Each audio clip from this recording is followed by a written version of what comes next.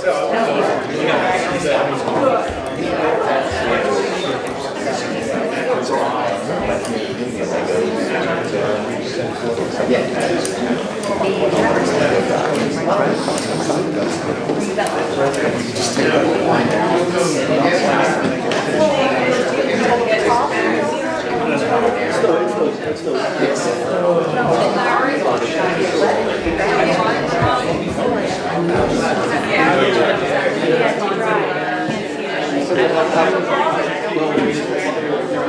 you doing another question? Everything's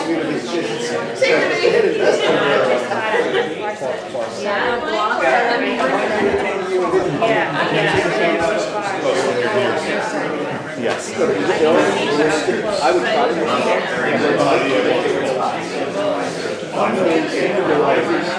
it's like a very small he does that to points during the meeting. Yeah, I just do it so it looks smart. It doesn't help. It doesn't let anything. That was a great book, and I didn't see it, I read it.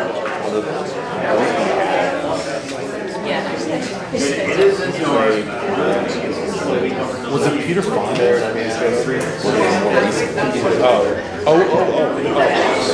It's D'Onofrio. Vincent D'Onofrio, the guy from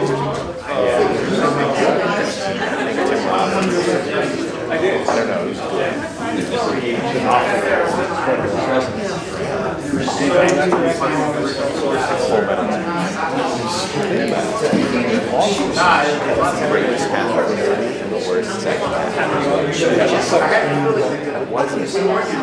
Two different movies.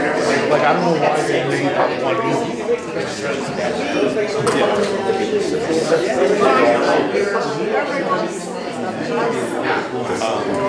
Sergeant, whatever it is. Once you're finished, don't worry. I'll get to you. Thank you. Good. Disgusting.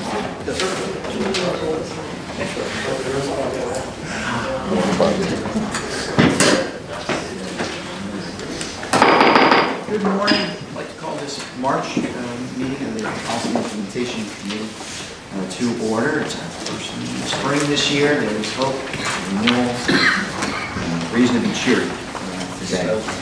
Anyway, welcome. And I'd like to begin on our agenda. We have the question of adoption minutes. All of my colleagues have received copies of the minutes of our previous meeting, believe it or not, January 30th. Missed our recovery meeting. We have a motion for their adoption. Second. And we have a second. Is there any discussion of the minutes? Is that open and closed? Oh, yes, I'm sorry. Open and closed. Is that correct, Mr. Commissioner Galata? Yes. Okay. Anything further? All in favor of their adoption, please signify by saying aye. Aye. Any opposed?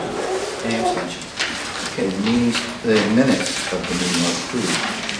Before we move on to Executive Director's report, I have a couple of announcements I wanted to make. First off, at the last meeting, sorry. At the previous meeting of the Policy and Implementation Committee, there was discussion of the formation of a policy advisory committee, an ad hoc policy advisory committee that would review intergovernmental memorandum of agreement policy in the CMP. And since that meeting, I've spent a lot of time speaking with a lot of interested individuals, some of whom I was hoping would be interested in serving on that committee, others who were offering advice and input. I was grateful for all the advice I received. I want the staff to know I was especially happy to get the input from them, and I want them to know I did act on their recommendation to reach out to Eileen Swan to see if she would be interested in serving. She politely declined, but she did offer.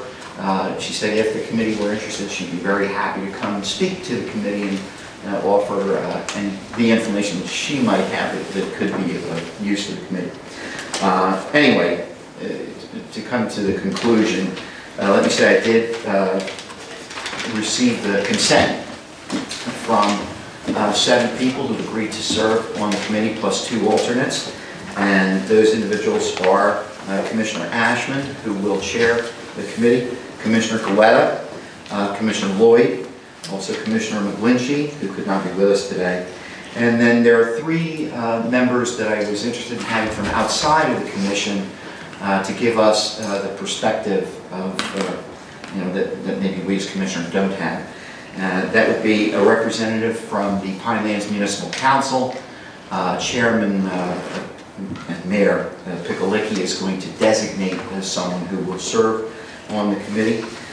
For the county perspective, I've appointed a gentleman by the name of Ernest Kuhlwein. He's an engineer working with Ocean County Solid Waste Authority, and he came recommended to us by Commissioner Avery. And then finally, I wanted a member of the public on the committee to be able to give public input. This is going to be an advisory committee and an ad hoc committee, and to allow them to do their work and to do it expeditiously, I've directed that this committee not be required to take public comment. They're entitled to take whatever, receive what testimony they want to hear from witnesses that they deem helpful to their inquiry, but that they not be required to take public comment. We will take, when the ad hoc committee finishes their work, they will make recommendations to the Pinelands Commission, and the commission at that point will go through public process and, of course, as we always do, entertain public comment on what their recommendations are, and the commission will decide whether or not we want to accept their recommendations in whole or in part or at all. But at that point will be the public input.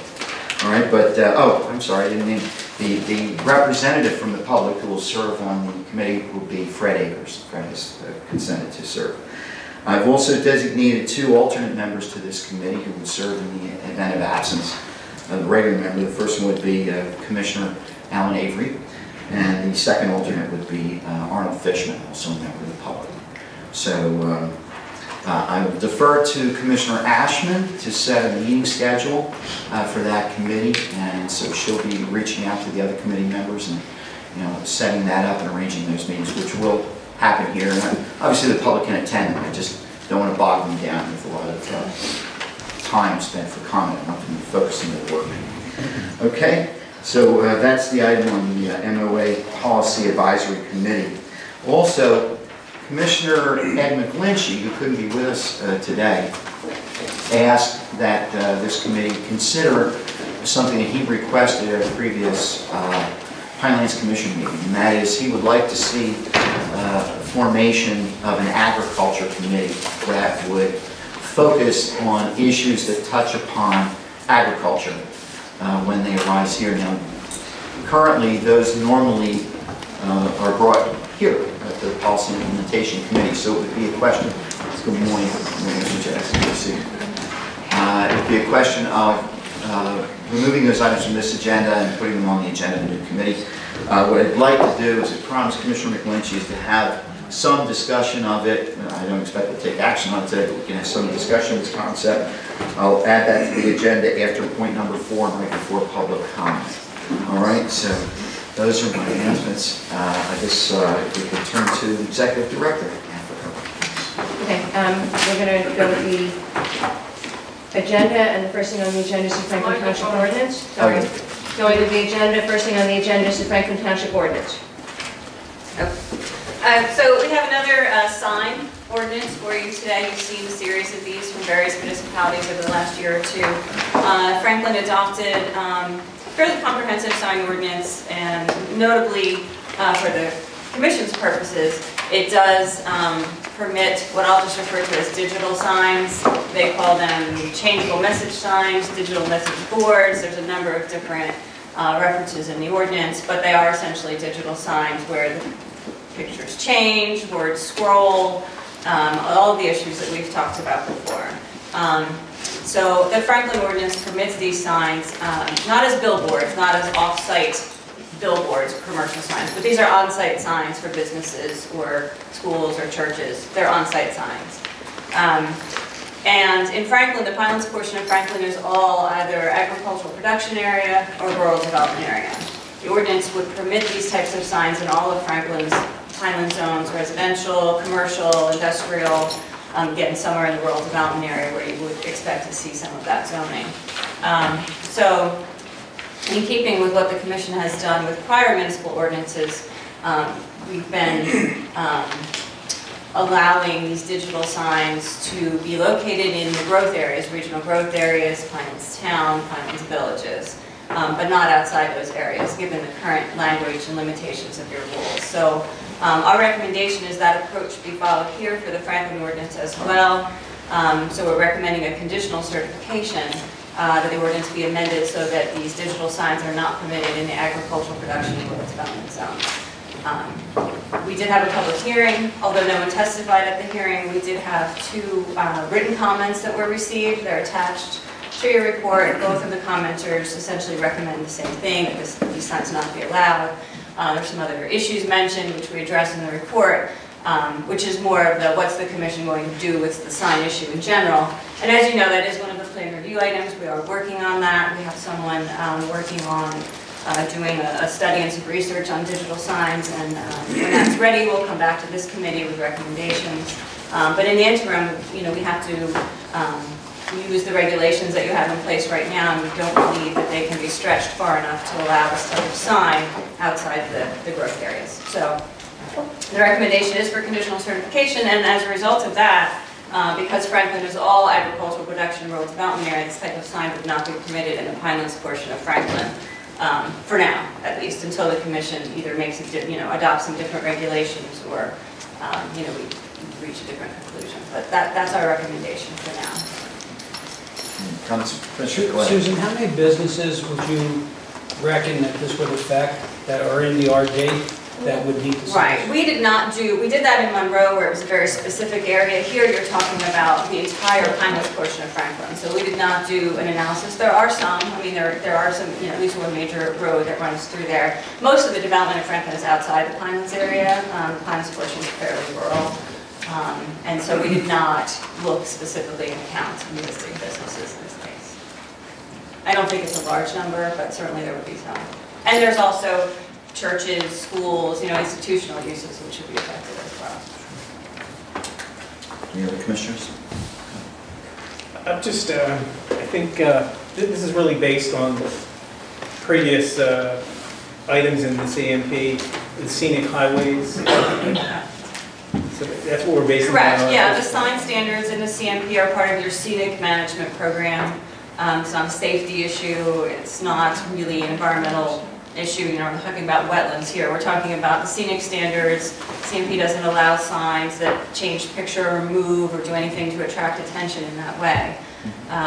And that is what digital signs do. The picture changes, it moves, it scrolls, and so that's the conflict we're having. It's with the scenic standards. So particularly in these areas, it's an agricultural area, it's a rural development area where there are scenic setback requirements, for example. We just don't think it's consistent. So that this should all be addressed when we visit this part of the CMP. Yes, and so that'll probably be later in the spring, perhaps this summer. We'll have some recommendations for you to look at. We really do have to go by what's in the CMP. That's what the rules are there for. We do, yes. I understand that there was a court decision. I know the public brought to our attention a court decision regarding the municipality's ability to regulate this sort of sign, I believe. Does that pertain, maybe Stacy could answer my question, does that pertain at all to us as the Pinelands Commission, the CMP? I guess we could incorporate some of their suggestions in there in the CMP when the time came. Sure, at this when you point, look at the larger issue, you could look if there were issues in the court case that you had techniques that were used that you wanted to incorporate. And essentially, the case dealt with municipal authority to regulate signs. So municipality could certainly has the right, they have the rules provided by, I guess, the state to regulate those signs in their community. Yes, they do. Thank you. Thanks. Any others? We look for a recommendation from us that we recommend this to the full commission. I move to recommend this resolution, ordinance, to certify ordinance 0614 to the full Pinelands Commission. The next meeting? Is there a second? Any discussion? Commissioner Wood. I'm going to vote against this. I think the CMP is pretty clear that this is not allowed, and we should change the CMP if we want to change the CMP. But I think based on the CMP right now, we should not approve this. So I'm going to vote no for that reason. Commissioner, the recommendation is that the ordinance not be approved. I understand. Okay. I understand. But well, not be approved For some areas, right? All areas in the Pinelands portion of Franklin. It's all So it's areas. consistent. All areas, so that these signs would not be allowed Consistent. right, in Okay. any portion of. So we are saying, that for these purposes, all areas Right. are prohibited. Right, Okay, because, I apologize, I right. misunderstood. Yeah. I thought we were saying some was okay. and some no, wasn't. in the case of Franklin, the only Pinelands area in Franklin is rural development and agricultural production. So the recommendation would be not to allow the signs there at all. Okay, thank you. Then I'll change. Any other discussion? Mr. Chairman, I'm going to vote no, even though I agree with the staff and the recommendation, only to make a point that we really need to look at this in the CMP. Because if there's existing businesses and they're just trying to be modern, I don't see the problem in the future if we change it in the CMP. So I have a problem with this, just on the basis that maybe certain businesses would be agreed, but I understand the staff's position. So I just want to make sure that maybe we can address this in the CMP. I'm going to vote no. All right, any further discussion? I would just like to say that I'm basing my decision on what's in the CMP and what we've precedent in the past, and I think that's what we have to go by, you know, evaluating what's in the CMP and applying that to our decisions.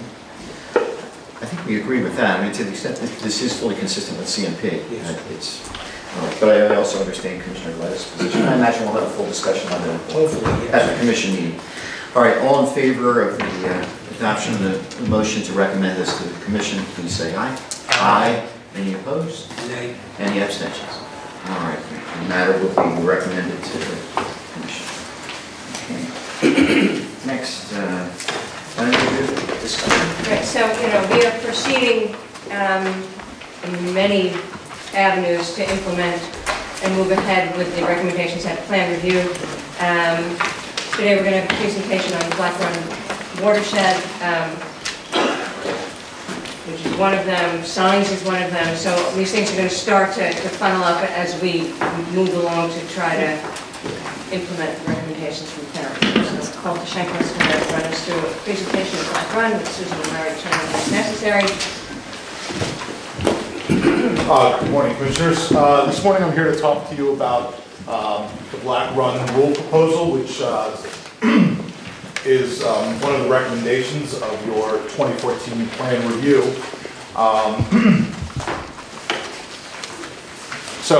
We're going to start with the big picture. We have the Pinelands area. We are specifically talking about the Medford and Evesham Township area this morning. Get a little closer in. And Medford is on your right, Evesham is on your left. The small inholding, or for lack of a better word, this is Medford Lakes. We're not concerned with Medford Lakes this morning. We're really focusing in on the rural development area here in Evesham and here in Medford. So the yellow. The yellow, yes. Yeah, just quickly, the yellow is rural development. This orangish color is our regional growth area. This green here is forest area.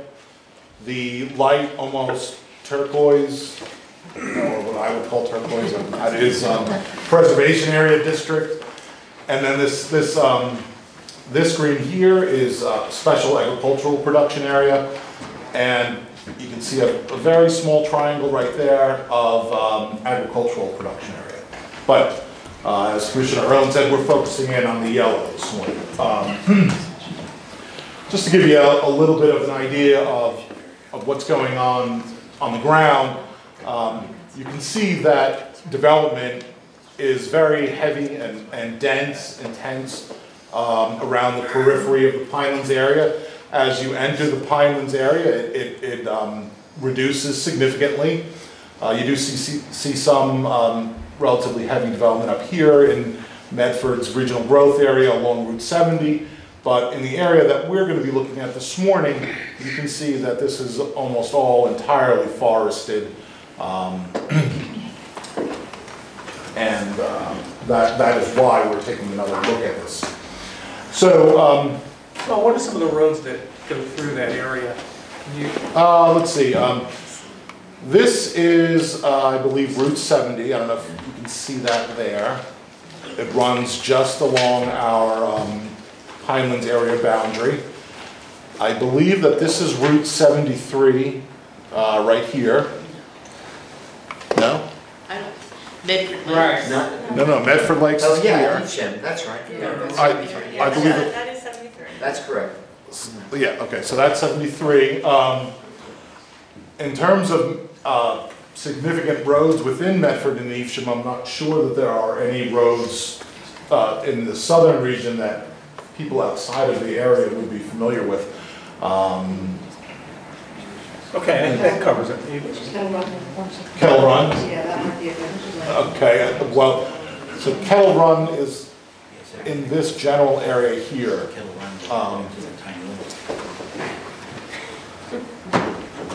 Yeah, I'm not great with the roads themselves. Oh, can you point out where the sanctuary is? Maybe that would help. That would help. Yeah. Okay, That's why I said Kettle Run. Yeah. so I believe that the sanctuary is down in this area here. That's where my skunks went. Just above where the forest area in southern And Evesham. I think a lot of that is Wharton State, or Brendan T. Byrne. No. I mean, there are significant expanses of protected lands there, but not Wharton State. No, it would be Wharton, it wouldn't be Brendan T. Byrne. Okay. Thank you. So the Black Run, what is the Black Run? The Black Run is a stream network in Evesham Township.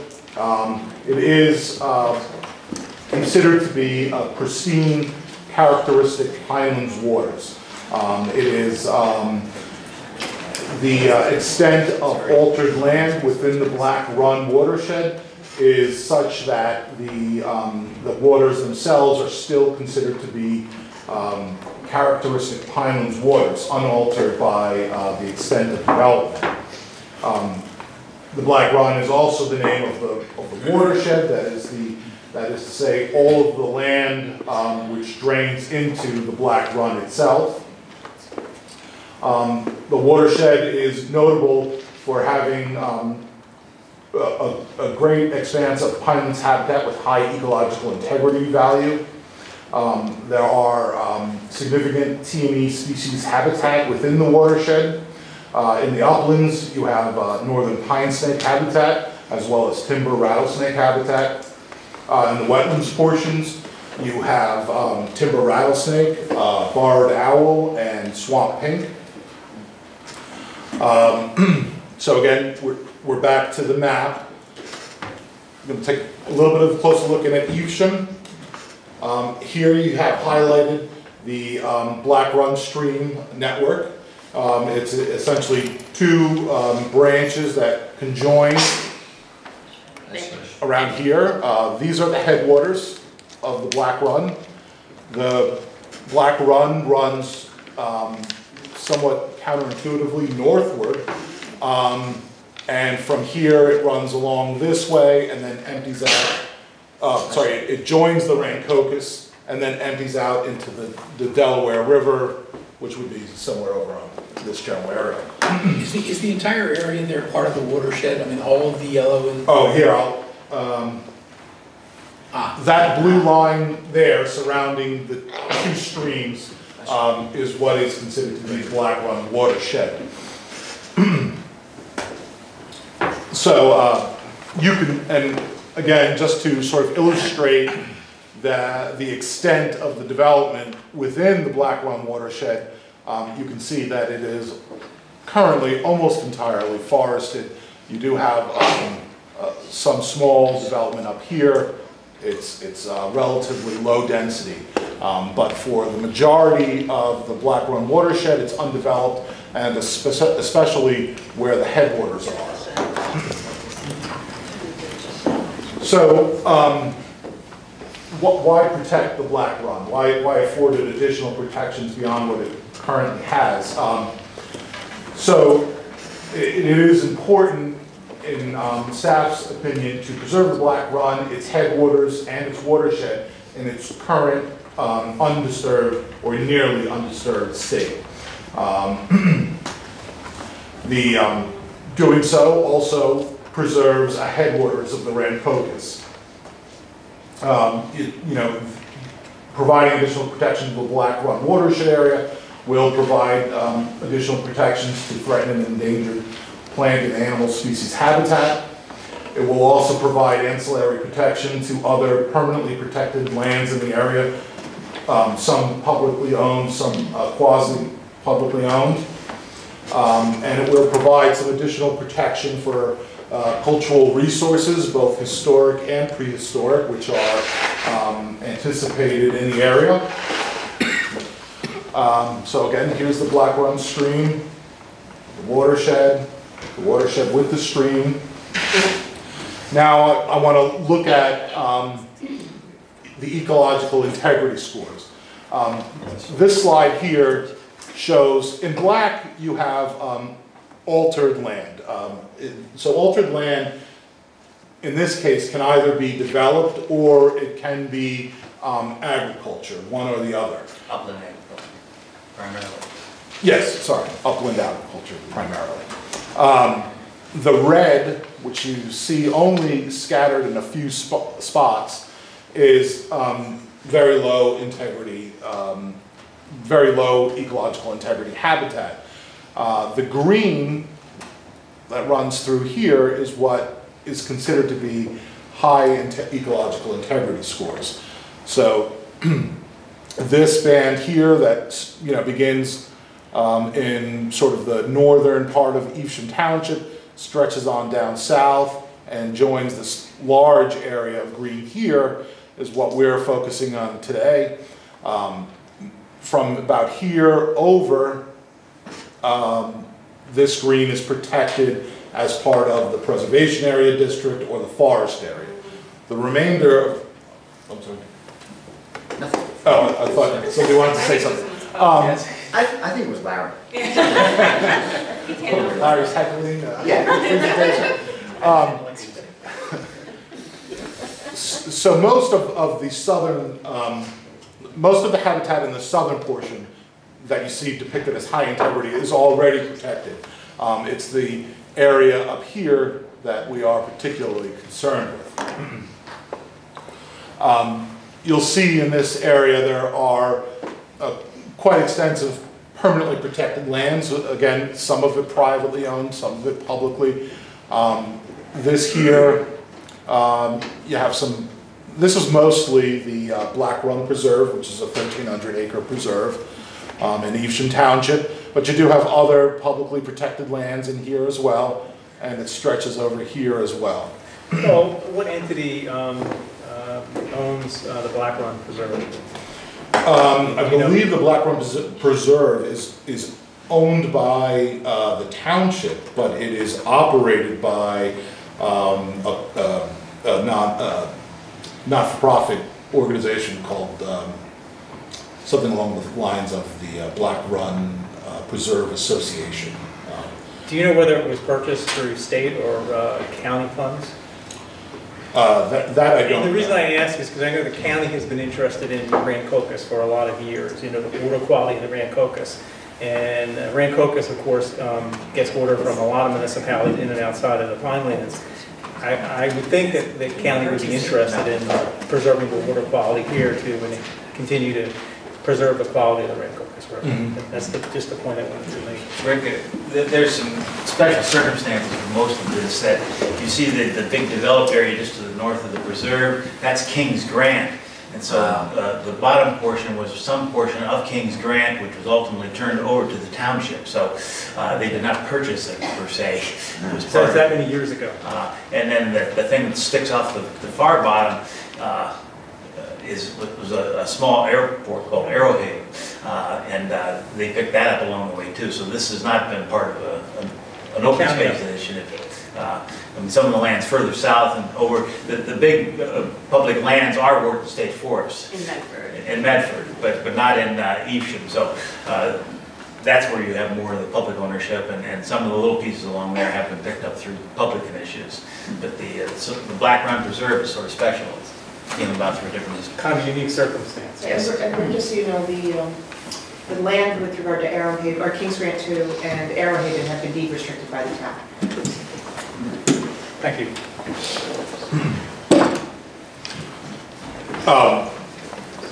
In both the Medford-Evesham plan as well as the EIA management area change rule proposal, Paul, just a footnote, I don't know if you know what the Medford-Evesham plan was. It was a joint effort of many parties, I including was going to Pinelands. ask about the Medford-Evesham plan, but, so should we have it up there?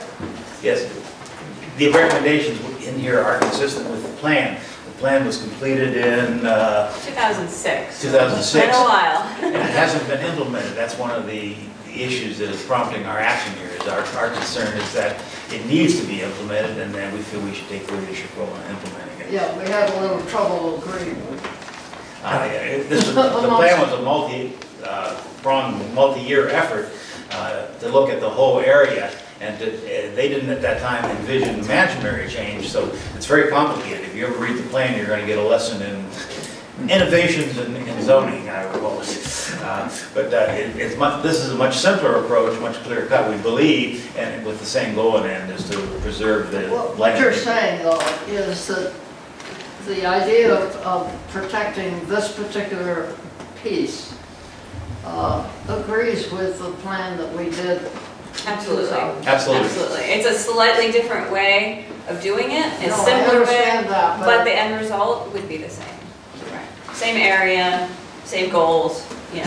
I didn't think it was going to be fair for us to change our plan along with everybody else wanting to change it.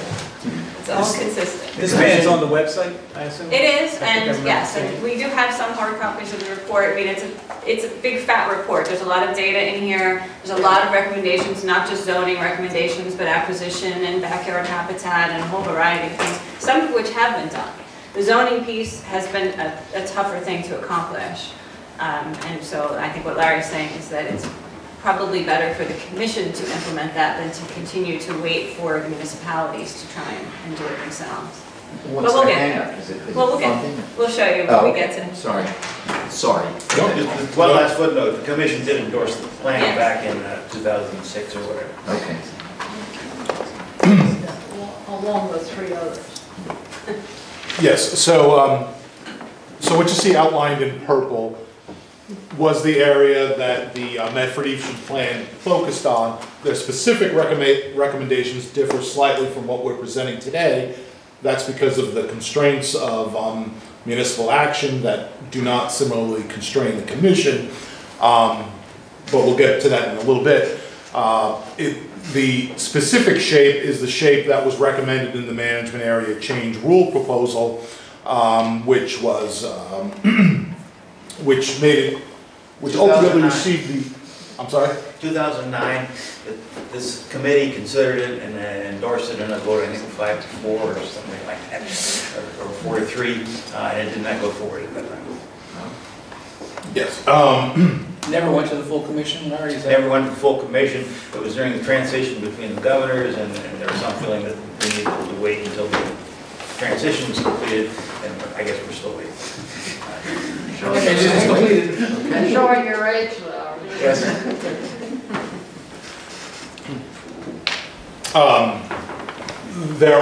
There are, DP has what they call their landscape project. What you see depicted in this color green here are their habitat patches, which are what DP refers to, contiguous stretches of forested habitat. So you can see that, there's a great deal of habitat here in the southern portion, and it stretches up right through the Black Run area and over this way as well. Again, you can see Kings Grant here. So, there is quite extensive habitat, whether you choose to use the EIA or DEP's measures. So protecting the Black Run watershed and adjacent areas of high ecological integrity is the goal here. And we've got, there are a couple of different options for the commission. The first option is to do nothing, to change nothing. The area is a rural development area. That management area designation does keep densities down, and it does put some restrictions on the kinds of uses that would be permitted in this area. So, the commission could choose to simply continue to rely on the your CMP standards and Evesham's, and to a lesser extent Medford's ordinances to protect the Black Run watershed and the surrounding area.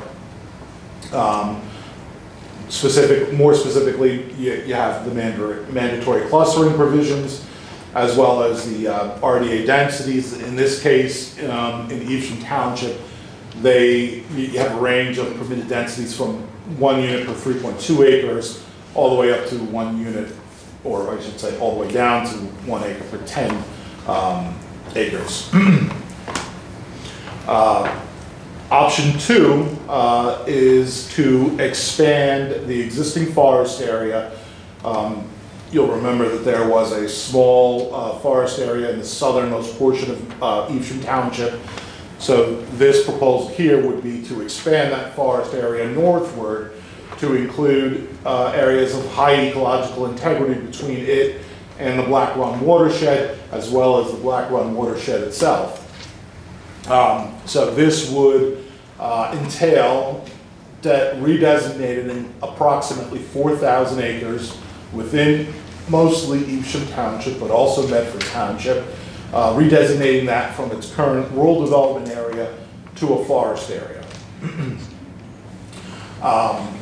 In doing so, we in part rely on the original criteria in the CMP for forest area delineation, as well as the findings and recommendations of the EIA management area change rule proposal.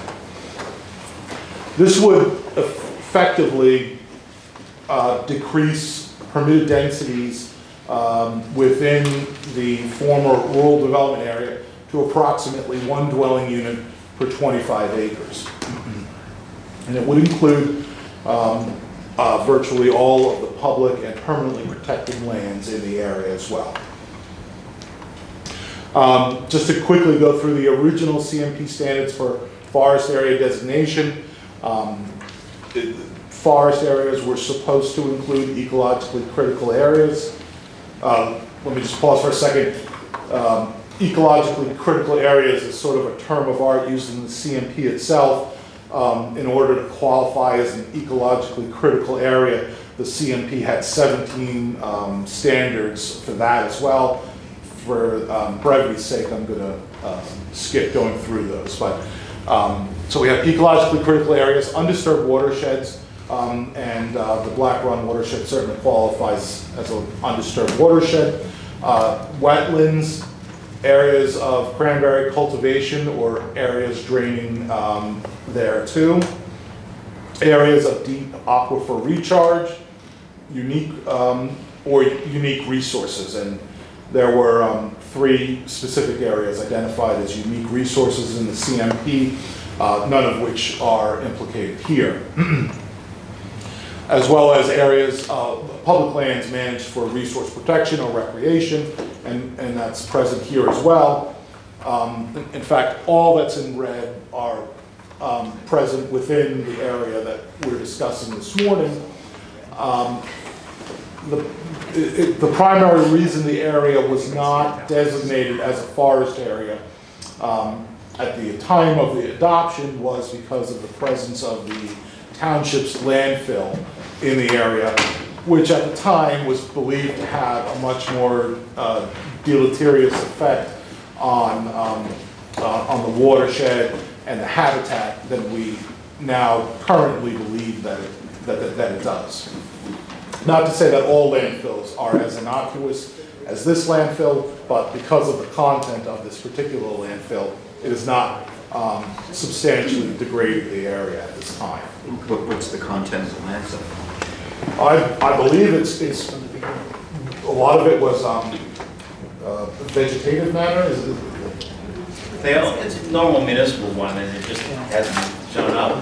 We had this case occur before. I don't know if it's on Paul's slides, but the Oyster Creek area was another one that had a lot of environmental sensitivity, but it had a big landfill in it.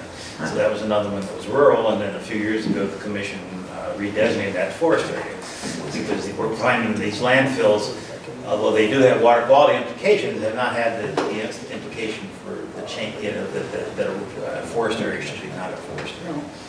Is this landfill closed under DEP's regs? It is closed, but it's not capped. There's been some effort to test the materials on top of it. They have used some, I can't remember what, composted sludge or something like that. And there's been tests like that. So it is not a impermeably capped landfill. It's one of the ones we have to continue to look at. So it's no longer operating. It's no longer operating. That is the term the DEP used for the term closed. When we say closed, we tend to want to mean that it's been impermanently capped in.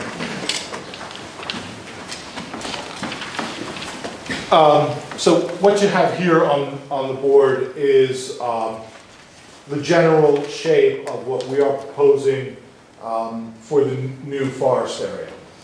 So in the black cross hatching is roughly 4,000 acres, and that is the area that we are proposing to redesignate from rural development, yellow, to forest area, green.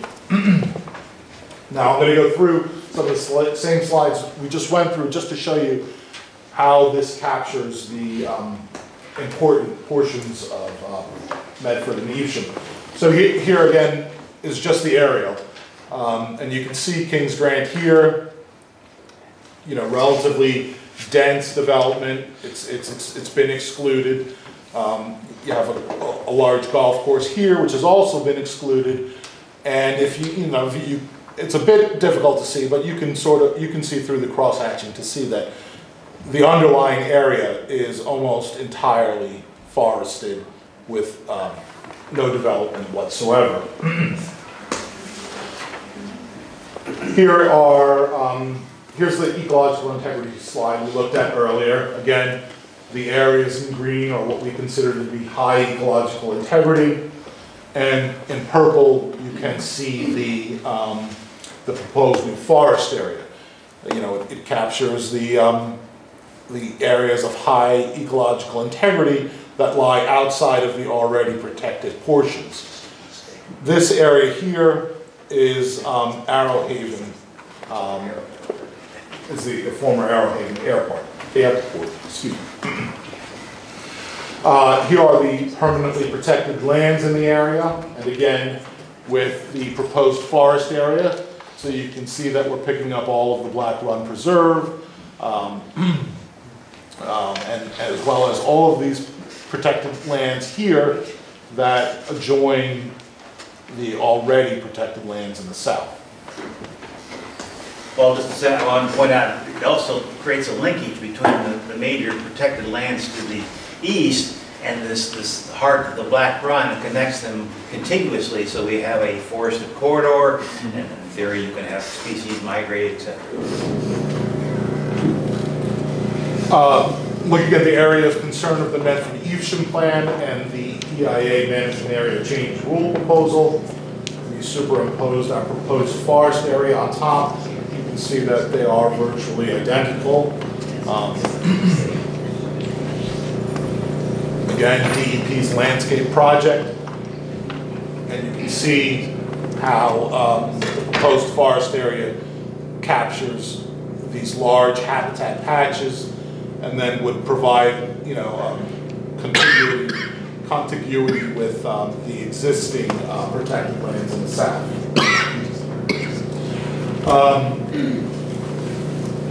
There's a third option beyond just establishing, expanding the existing forest area, and that is to expand the existing forest area and authorize a new pilot program as well. So this option still redesignates approximately 4,000 acres from rural development to forest area, but it would also authorize a new off-site clustering pilot program that would allow Seward residential development in a designated development area, a regional growth area. If lands in the conservation area, that is the new forest area, are protected. This is a very similar program to what is currently in place at Renault. So would it be appropriate to explain that now? Yeah, just that program that Paul's referring to is, we also call the off-site clustering pilot program. It operates in Galloway and Egg Harbor City at the Renault Winery Complex. Most of you are probably familiar with that. That was actually the first pilot program that the Commission ever put in place, and I think it was back in 1996, so it does go back a long way. But it's the same concept, basically, where you had an interest in permitting more intense development to occur in one area, but to do that in a way that preserved land around that use. You had different management areas at play. Sewer service, again, was an issue, and the pilot was to test whether that sort of arrangement involving different management areas, different zones, in that case, 2 municipalities, different property owners, could that be made to work in a way that allowed the existing use to expand and thrive while protecting an area of open space around it. That program is actually still operational, although not a lot has happened in recent years, but there was some significant expansion that occurred. The golf course was constructed there, and hundreds and hundreds of acres in the surrounding forest area were protected as a result. So this is very similar to that. It's sort of a variation on it, but I just want to provide a little bit of the background. Susan, what was Renault before that? That was RD? Or? It was agricultural production area. So this is very unlike this. Right, so, you know. Moving it to, yeah, well, in that case, in the case of Renault, a small portion of the agricultural production area was actually redesignated to rural development to allow for the golf course, to Pinelands Town, where the existing buildings were, to allow for their expansion and sewer service. And much of the agricultural production area was redesignated to forest area. So that part is similar. That was also done as part of the Renault program. There were significant forest areas created. So how does that work financially? Like you take forest area and in Evesham you send that to an RG, and who gets the benefit? Whoever owns the RG that the town deems appropriate? Right, well, we're going to show you where that receiving or development area might be located, and we're going to go through a little bit of the build out that would be associated with that. But you're correct. I mean, it is a transfer, if you will. There are multiple property owners here. It is complicated. We can't, can't deny that.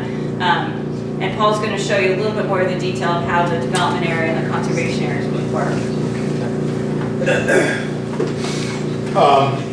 So let's take a look at some of the details of this development area.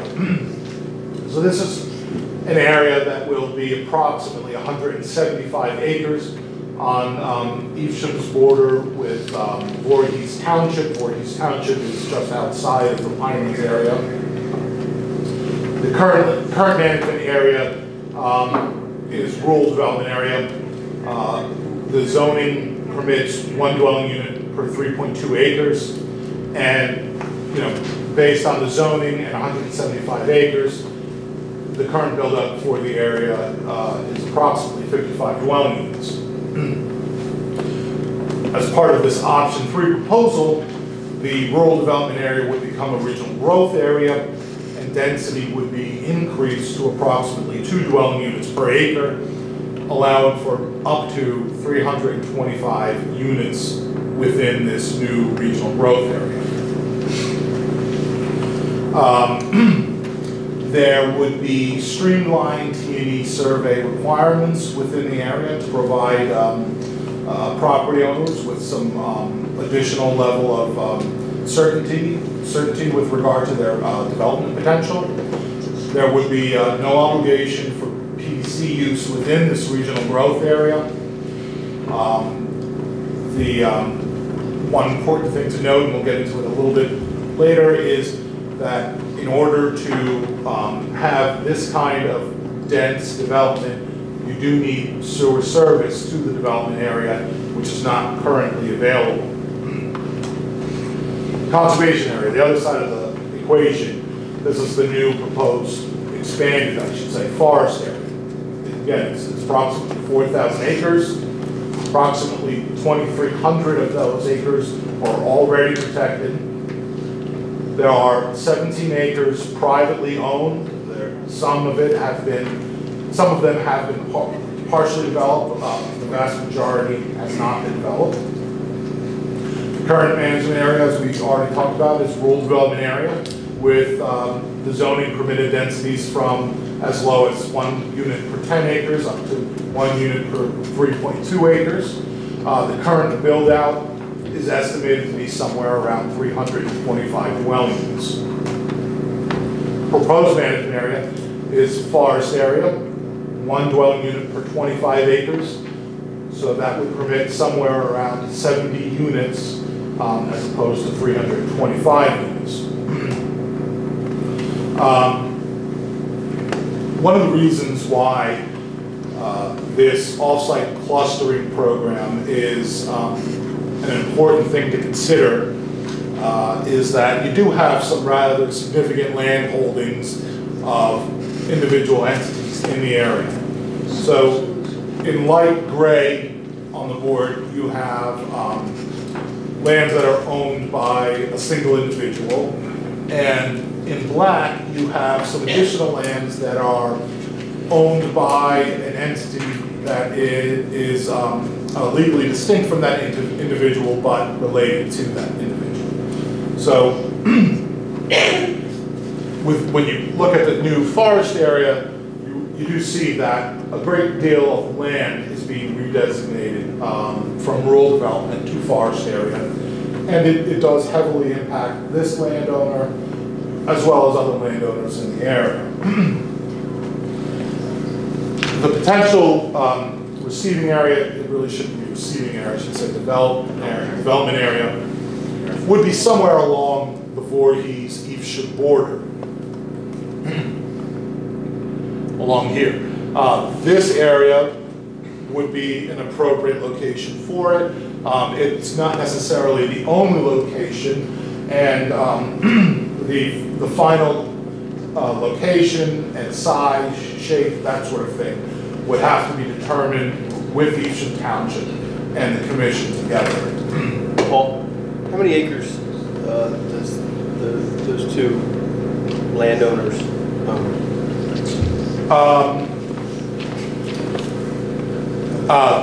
This land here, together with this land here, is I'm going to say somewhere around 800 acres.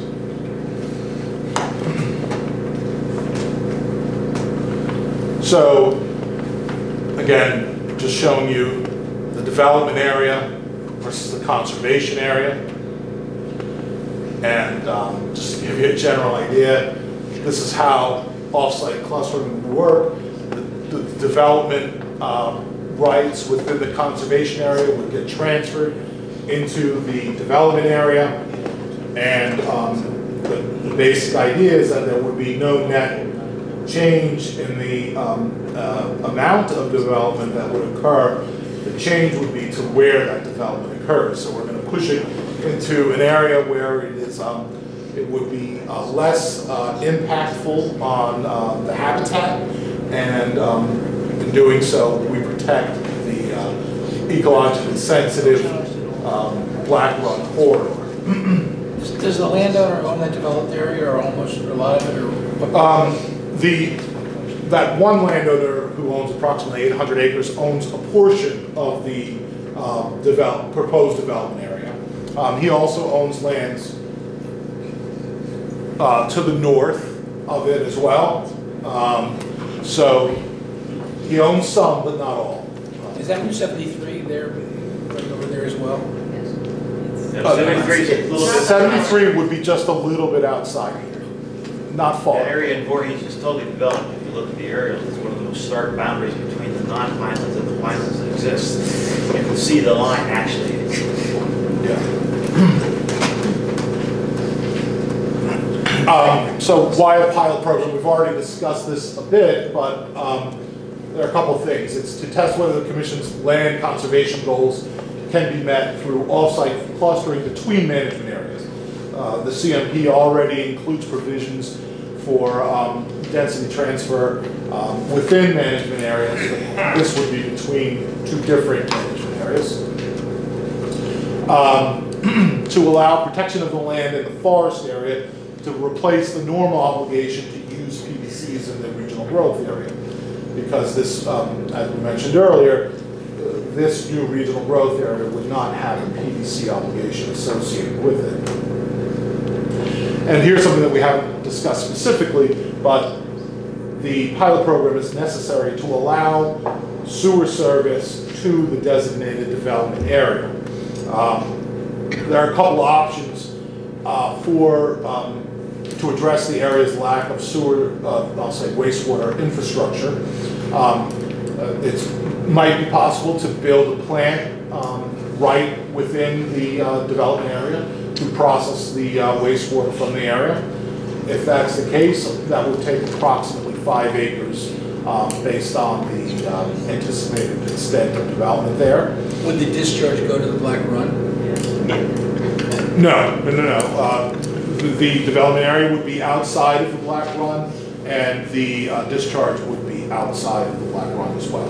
Are you talking about a package plant where we discharge directly into the soil or into our regulations don't allow that, but this is outside of the CMP area, so they could theoretically put the wastewater into the streams in that area, I suppose. Well, not into the streams, but into the groundwater, yes. So that's the intent, to discharge it directly into the That's what you would typically see with that kind of a plant in that area, yes. It may be possible, we mentioned, Larry mentioned the very dense development that occurs just adjacent to the area in Voorhees Township. That development is served by sanitary sewer. Theoretically, it's possible that that sewer line could connect to this development area. The main issue there is that we're dealing with Camden County MUA on the Voorhees side and Burlington County MUA. On the Evesham side, it may be difficult to integrate the two systems for a variety of reasons. And that leads us to the third option, which is to run sanitary sewer pipe through rural development area to reach the regional growth area. That would not, absent a public health issue, be permitted under your rules normally. So this rule proposal would need to specifically permit that. So we've talked about this a little bit, but this proposal, whether it is option 2, the expanded forest area, or option 3, expanded forest area with this pilot program, is consistent with a number of other commission actions, including the 2014 plan review recommendations, the EIA management area change rule proposal, the Medford Evesham plan, DEP's landscape project, prior CMP amendments, including the 4,100 acre Oyster Creek redesignation from rural development to forest area. Again, this is a very similar situation to the Black Run. You had an area of high ecological integrity that was excluded from the forest area because of the presence of a landfill that, based on subsequent data, we now know to be less less impactful than originally believed. It's also similar to the Renault pilot offsite clustering program. Let's talk about some of the pros and cons of the 3 options. Option 1, which is no further change. Pros, it's very simple. We don't have to do anything additional. We're done. Yeah, we're already done with this option, so that's nice. Unfortunately, Right. Unfortunately, there are some pretty big downsides to that from my perspective. The area remains vulnerable to significant overdevelopment, and with that overdevelopment, you have the potential loss of a pristine Pinelands waters, as well as some very high quality habitat. Another con is that the current management area designation rural development area does not accurately reflect the ecological value of the underlying area. Where we see other large expanses of habitat with such high ecological integrity scores, they are most often already either preservation area district or forest area.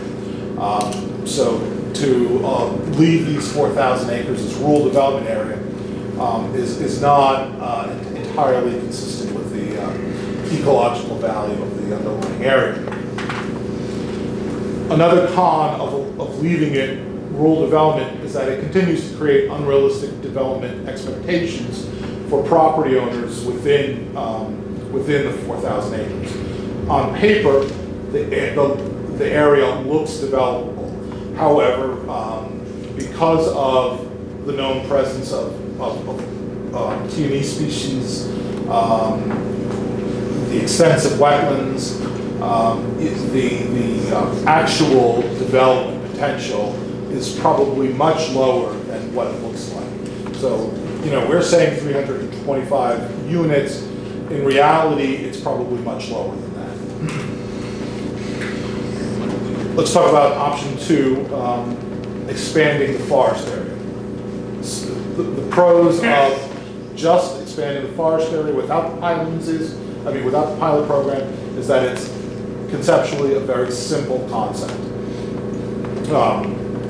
Doing so, as we mentioned before, would decrease permitted densities to around 1 dwelling unit per 25 acres. That would significantly reduce the area's vulnerability to overdevelopment. Clustering is mandatory within forest areas. So to the extent that development did occur within the new expanded forest area, it would be clustered, and it would be clustered in the areas most appropriate for it. And internal density transfer is still an option within forest areas. So that's something we talked about earlier. Another pro is that it would better align development expectations with the actual conditions on the ground. So if somebody owns property within the proposed new forest area, it's much more realistic for them to expect development to occur at around 1 dwelling unit per 25 acres than at around 1 dwelling unit per 3.2 acres, given the wetlands, given the T&E species, etc. Some of the cons associated with the option 2 are that you have a significant uncompensated loss of property owner's value. And that really is the major con for option 2 as far as we can see it. So that brings us to option 3, which is the forest area and the pilot program. The pros of this this option are much the same as option 2, but let's focus a little bit on the designated development area. The designated development areas are, it's a low integrity, it's mostly low integrity. It's mostly uplands, so the land is there's a realistic development potential there. The the anticipated development area is adjacent to other highly disturbed lands with high density development. The two together make this an appropriate area for additional development. Okay. And it provides property owners with more certainty that they can develop without T&E issues. This goes back to the streamlined T&E survey requirements. And it recognizes the impact of the forest area designation on property values and provides a potential compensation mechanism by allowing for the off-site clustering to occur. Some of the cons of option 3 are it is conceptually a bit complex. Administratively, from the rule drafting perspective, It is also relatively complex. It requires a good deal of municipal cooperation. It requires a great deal of cooperation amongst the property owners within the development area and the conservation area. And perhaps the biggest con, the receiving area lacks wastewater infrastructure. So, you know, we talked about 3 possible solutions to that, but, you know, that will, only time will tell what the appropriate solution to the wastewater issue is. Given the 3 options, it is your staff's recommendation that you choose option 3. Again, that is to expand the forest area in Evesham and Medford townships to include an additional 4,000 acres. That would be the Black Run watershed, Black Run Reserve, and the other adjacent areas of high ecological integrity. And again, option 3 would authorize, but not require, Evesham Township to implement an off-site clustering pilot program so that development rights could be transferred from the conservation area to the development area, and this would help to offset the property owner's loss of value. And that's it. Let me just add one thing about the recommendation from the staff. The idea of the pilot program, the designated development and conservation areas, comes directly from the Medford Evesham plan. The words are a little bit different, but that was the recommendation of the Medford Evesham plan, is to designate this development area in the same location where we're showing it to you, and to provide some mechanism for transfer or clustering, so that when somebody builds a home in the now sewered, denser development area, they can only do that by preserving land in the surrounding conservation area. That comes directly from the Medford Evesham plan, which years ago was endorsed by not just the Commission, DEP, Evesham, and Medford Townships. So we're trying to, implement as much of that as possible. We think this is a somewhat simpler way, and Paul alluded to this a little bit at the end. Our suggestion is that the Commission do rules to authorize this pilot program. To implement it, Evesham Township would have to be a partner here. It would be up to Evesham, just as it was up to Galloway and Egg Harbor City with the Renault program, to change its ordinances, to change its zoning map, to designate the development area, change it to a regional growth area, establish densities, establish this requirement to preserve land in the surrounding forest area. And then that would have to be, those ordinances would have to be approved by the Commission. So this is not something we're suggesting the Commission impose, you're authorizing it.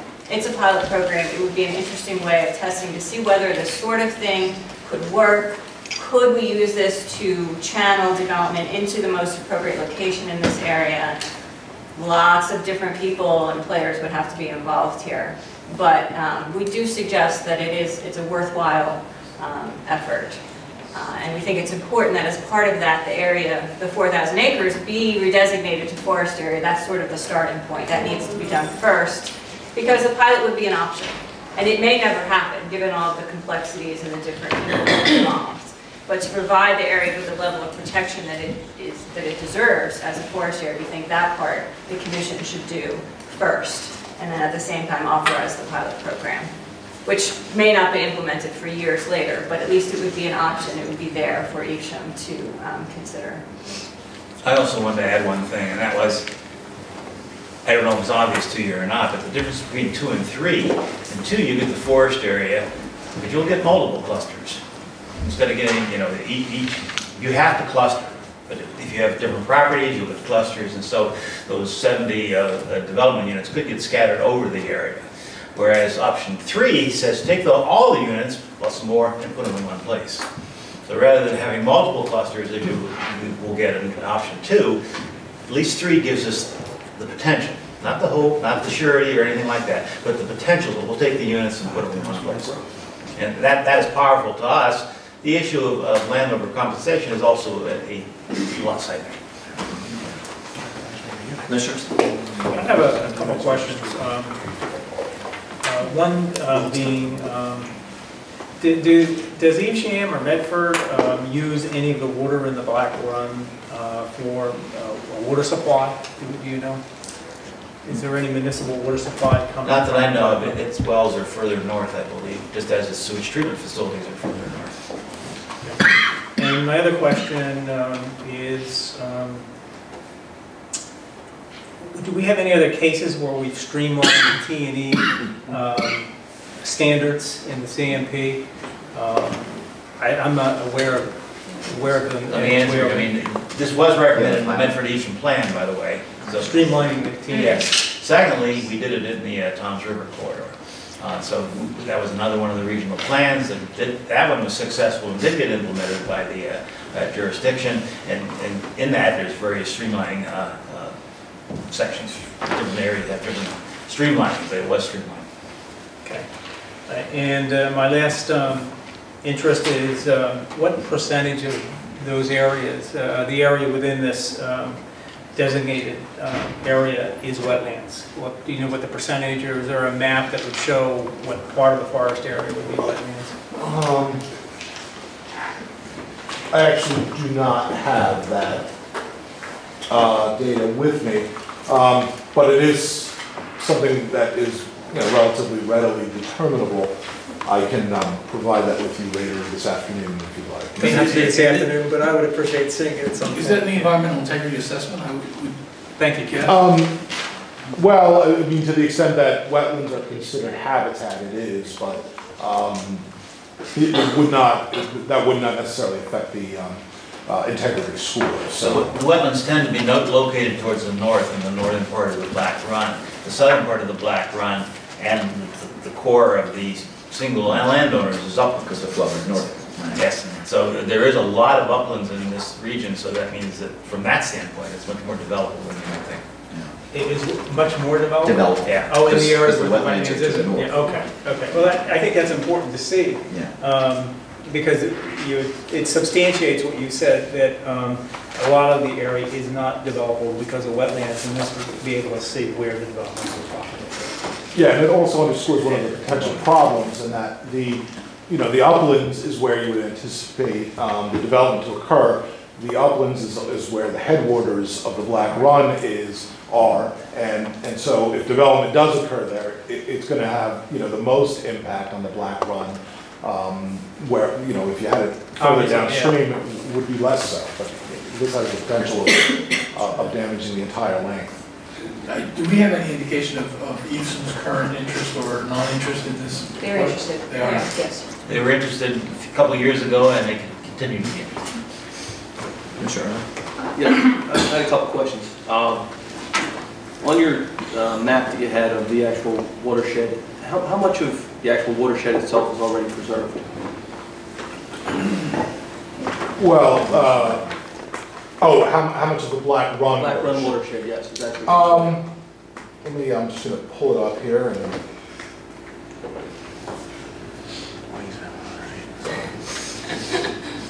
Okay, so there is a good portion right here in the middle that is already preserved. Part of it is the Black Run Preserve, and part of it is preserved through another program. Give it an estimate, I would say maybe a third of the Black Run watershed is already preserved, which is about half of the 4,000 acres. So that watershed about 2,000 acres. That was my follow-up. Yeah, 2,000 acres. Yeah, this is about 2,000 acres, and about a third of that's already preserved, maybe a little less. But. So we have 2,000 acres there that is part of the watershed, which the ongoing theme I heard today is protecting the integrity of these pristine waters that are going into this, which are going into the Rampocas Creek and then eventually into the Delaware. The other 2,000 acres that are outside of that, if I'm a property owner there and I own 50 acres, I still have to come in and I want to build. I still have to come in and meet all the requirements of the CMP in terms of threatened, endangered, wetlands, everything that happens there, right? Yes, that's correct. But my follow-up question is, or not follow, a separate path here is we have one landowner or one landowning family that owns 800 acres, who to me sounds like we're catering to. They're going to be very upset when their property goes from a developable to forest area. So here we're going to give you this small chunk, build 300, however many units you said here. What about the other folks who own 900 acres, who have now gone from being able to purchase or to build on 3.2 acres and now have to go to 25 acres? What's their opportunity to go to that other area that is owned by this one landowner, it looks like, or owns most of that property? Well, so I mean, everyone would have this, everyone would be, have the equal opportunity to participate in the program. It wouldn't be limited to this one family or their related entities. Well, how would they have an equal opportunity? Who owns the land now that you're planning on designating as this development area? Well, some of it is owned by that one individual, and some of it is not. It will require private transactions to make it work. So I own, again, I'm going to own this property that's going to be turned into forest area. You're going to ask me to sell now my property that is worth less, and go over, sell that property, and let's go try to buy property next to Voorhees that is now going to be worth more, in order to satisfy what I wanted to develop originally. I'm not trying to act like it's cross-examination. I'm just, if I owned the property out there, I want to know how I would be impacted. So it's the same as if you own PDCs. I mean, to the extent if you want to develop the receiving site to the full maximum, you have to use all the property. Not just the property that the one owner owns, but all the property. So it partly depends on who's going to develop the receiving area and how much they want to do. To develop it to its full extent, the 325 units that are proposed here, you need to build a sewage treatment plant, and you need to secure all the private land in the area. So to me, it sounds like one landowner has. Well, the one landowner has half the potential. That is the reality. That it is. Right. Yeah. So would that landowner build half the potential and build a sewage treatment plant for that? The one landowner has already submitted proposals to us to look at, show the full 325 scattered throughout the whole area with no sewage treatment plant. So there's some hurdles for even the single landowner to develop. And the question is, would somebody secure additional ones? Do you need the additional ones to help pay off the sewage land?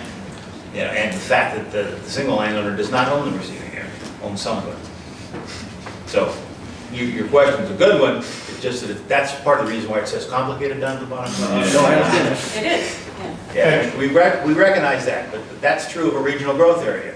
If somebody has two adjacent properties and wants to develop both, they have to first secure both properties, then they have to go out and buy PDCs. It's not dissimilar to that in that, although this is much more localized in a way. For PDCs, you can go all over the Pinelands. But the same thing's true of the receiving area. You still have to secure this receiving area to make it work to the extent you want to. So that's why it's complicated. That's why it may be more of a hope than a surety. And it isn't clear that what is the future of that one landowner. Does somebody else secure pieces of it or secure the whole? There's many possibilities. We can't predict the future. We're trying to say that here's one option that could do something. And just to touch on something Larry said, the area we showed you as the likely development area is partially owned by one individual who also owns land within the conservation area, but that's not necessarily the location of the development area. That's just what has been recommended several times in the past. As we said, this is going to be, the pilot program would authorize the township to implement it. Ultimately, the township would have to decide where they want that development area to go. Of course, the commission would have to decide that their choice of location was consistent with the CMP, but it may not occur there, so it may not involve lands that are owned by that family or the related entities. It's also conceivable that the township could say that they don't want the option to occur unless it includes most of the landowners. I was just going to ask you, do all of the private landholders have to agree? Those are options and choices that could be discussed with the township and could be considered in there. It's be like, either do it all or don't do anything. Is Evesham in favor of option 2? It isn't, they have heard about option 3 more than anything, and that's the one that's been discussed over some time. Are they in favor with, do they like 2, or they said? We haven't broached you'd rather the 3? choice. We would have to ask. I mean, part of this process would be meeting with Evesham and making sure they understand the various options and what their role would need to be, and, you know, seeing how supportive they are and how, you know, option 2, we're calling it option 2, it's your option 2. If the commission established this as a forest area, it wouldn't be Evesham's option. That would be mandatory then for them to redesignate the area. Of course, our concern with option 2 should be the fact that it could result in scattered, unsewered development at the same level as option 3 would, but in one location, clustered. Well, not exactly the same. It would be a much It's 325 if we implement the regional growth option. If we don't do that, it's like 70 units will be scattered. And keeping in mind that, again, as Mr. Arnold pointed out, you know, there are significant T&E issues, there are wetlands issues. Clustering, you know, you would be trying to identify the most appropriate locations for the clustered units. Yes, you might get more than one clustered development, but you're talking about a relatively small number of units. You're talking about the one landowner who owns a large chunk of the vacant land. Those units coming from that land would all be clustered probably in just one location. So you might have a few clustered areas, but they would be small. We're not talking about a large number of units. And I don't know that I'm completely educated on this yet, but to me, I understand preserving the watershed itself, but all the other development opportunity outside of that, it doesn't sound like there's that much. When you say outside of the watershed. South of the watershed. Right. The other area that we're proposing to be added to the forest area is, I believe, all publicly owned and already permanently protected. So we're not talking about other private property owners. When I saw the map, there was some areas to the south There that might were not. There are some very small, right, undeveloped, privately owned portions. Yeah. So, Yeah, not much though. You know, you have a little bit here, small here, a little bit here, and then, you know, this is the Black Run, and that's the preserve. So, You know, there you're talking about the other little small pieces or areas that are adjacent to state-owned or publicly or otherwise protected land, or adjacent to the existing forest area, in one case, the preservation area district. In all likelihood, development opportunities are pretty limited there anyway. And that's part of what we were trying to emphasize, is that a forest area designation, while it does reduce theoretical development potential on site, is probably a better reflection of what could actually happen there when you have to go about doing your T&E surveys and figuring out if there's somewhere to build. Forest areas is just a better match for the conditions on the ground. It seems to me, I have two problems. One, pilot projects are not pilots. They last forever. And we should remember that we've done several pilot projects, and I don't disagree with most of them. But on the other hand, pilot says to me, try something and then quit. And that's not what happens. So let's get that in our heads. I think the other thing I would suggest is that I think my fellow commissioners need to know about more about the Evesham Medford plan and the data that was behind it. And I think they need to know more about the history of this area, which You're recommending some of you will know. You're recommending staff bring this back to I think do that for us. we need to work on this a little bit more. I don't like, you know, it's just not altogether what it seems. So I want everybody to know all about it, because this is an area where we really need to do something, but we got to be awfully careful about what we do. Amen. Any other comments, Mr. I Chair? would just like, Go ahead. Candy reminded me of a person that was involved in this way back, Elizabeth Woodford. And I think Larry mentioned backyard management plans. And, Elizabeth Woodford, who was involved with Cedar Run Wildlife Refuge, put out a pamphlet many, many years ago on your backyard environment being compatible with being enhanced so that animals and plants could continue to live. So that's part of the restoration, the effort that she put forth in bringing the public attention to the beauty of the Pinelands. Yeah, on option 3, I'm a little apprehensive for the reason, since 2006, we haven't gotten anywhere with their plan. Option 3, you're building 325 units that has to be sewered, and just getting a 325 units sewered, that's a small town. There's financing, that's going to be convoluted. And then we don't even know if that plant's going to percolate correctly. It's very complicated, and I'm having a hard time with the length of time that they were able to come up with something. Now, they like this option, but it's very hard, it's complicated. Now you're talking about a sewer area that we don't even know the engineer yet. So I'm apprehensive. We're specifically in the development area. We're the development area. So I'm a little bit apprehensive. No, I mean, I agree. It is, as we've tried to emphasize, there's a lot of unknowns. It is complicated. What we were trying to do was present you with an option that was consistent with the Medford-Evesham plan. This is what the plan recommended.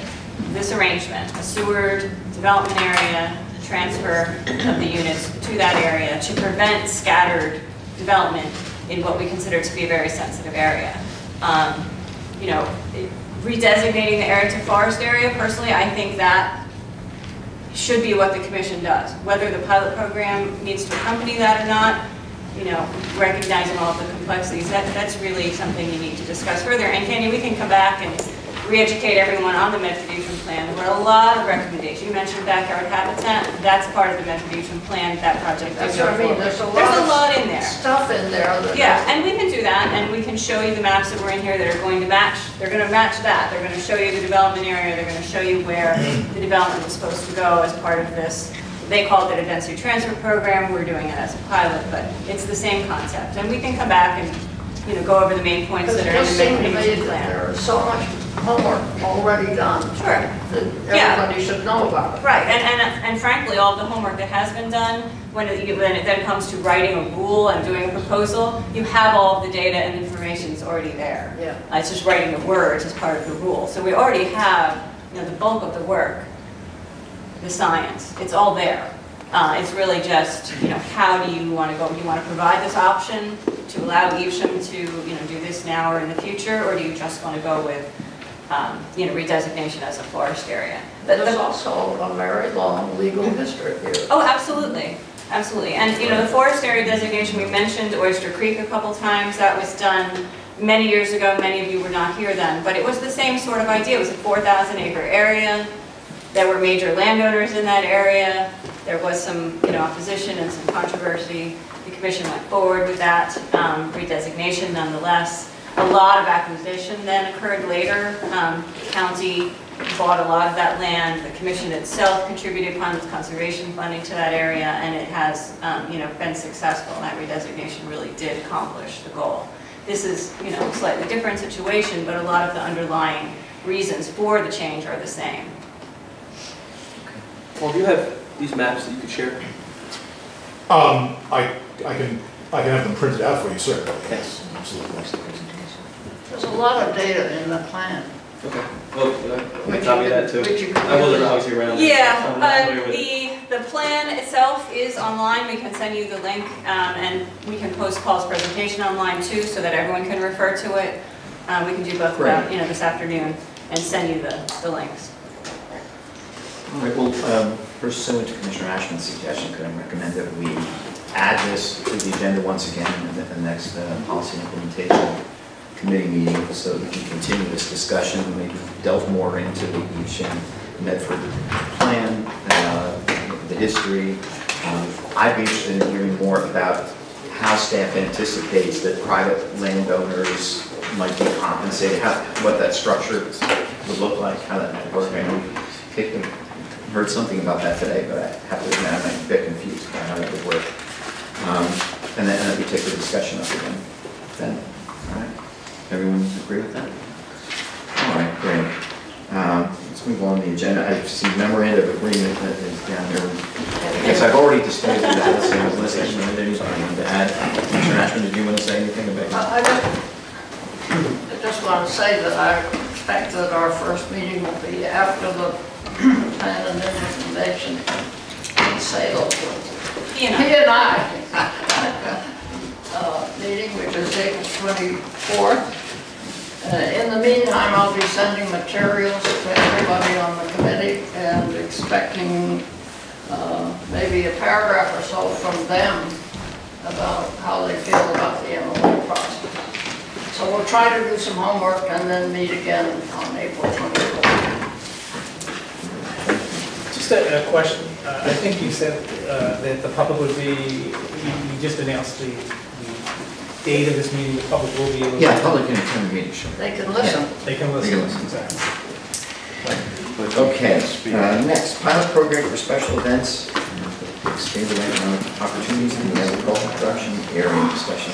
Okay, this is continuing in our efforts to address non-specific ag activities on ag land. Something we've been struggling with for a while and recently bubbled up with the issue of Tuckahoe Turf Farm and soccer activities there.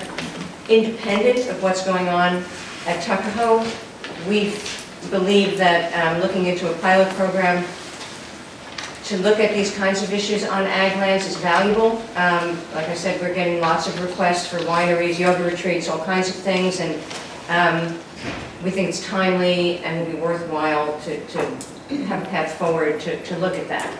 So, as you may recall, I also committed to Senator Lesniak that we were engaging in such an initiative and that we would keep him apprised before they went into break.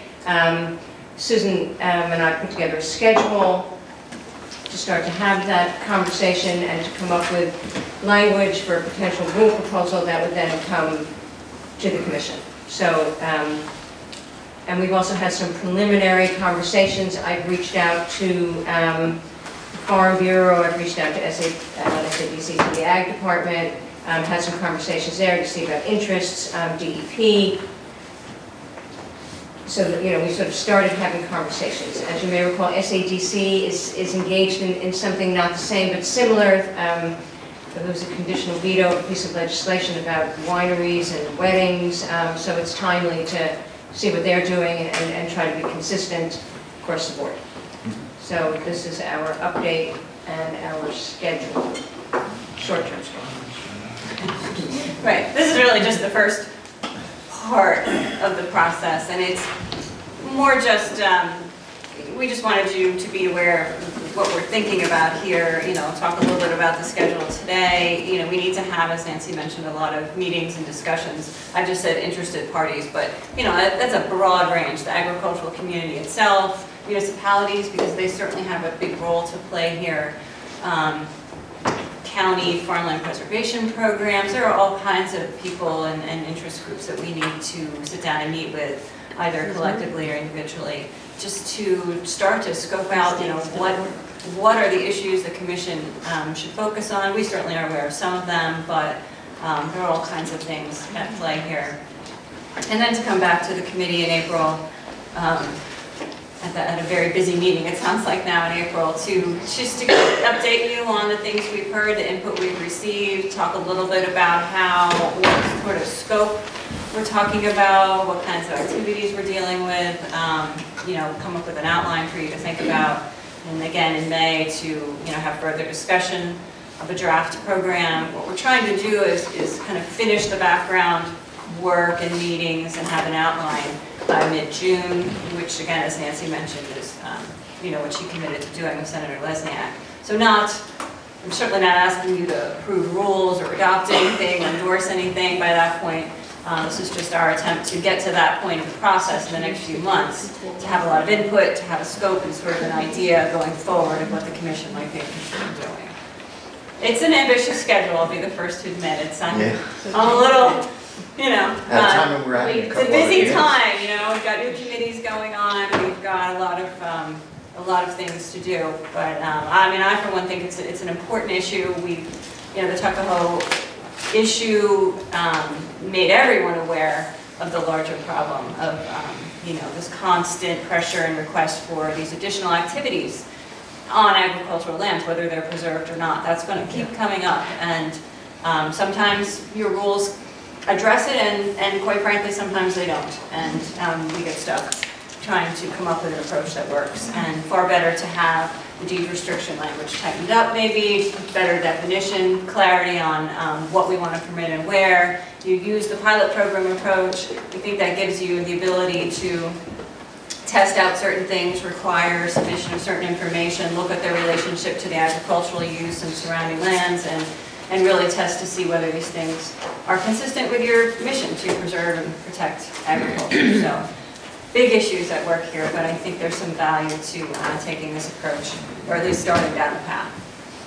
Do you think that we can, at the outset or something, frame this in such a way that it's very clear that we're trying the pilot program and that we certainly aren't going to go involve ourselves in a dozen other pilot programs regarding this deed restriction? I just foresee a whole bunch of people coming in looking for other deed restriction changes.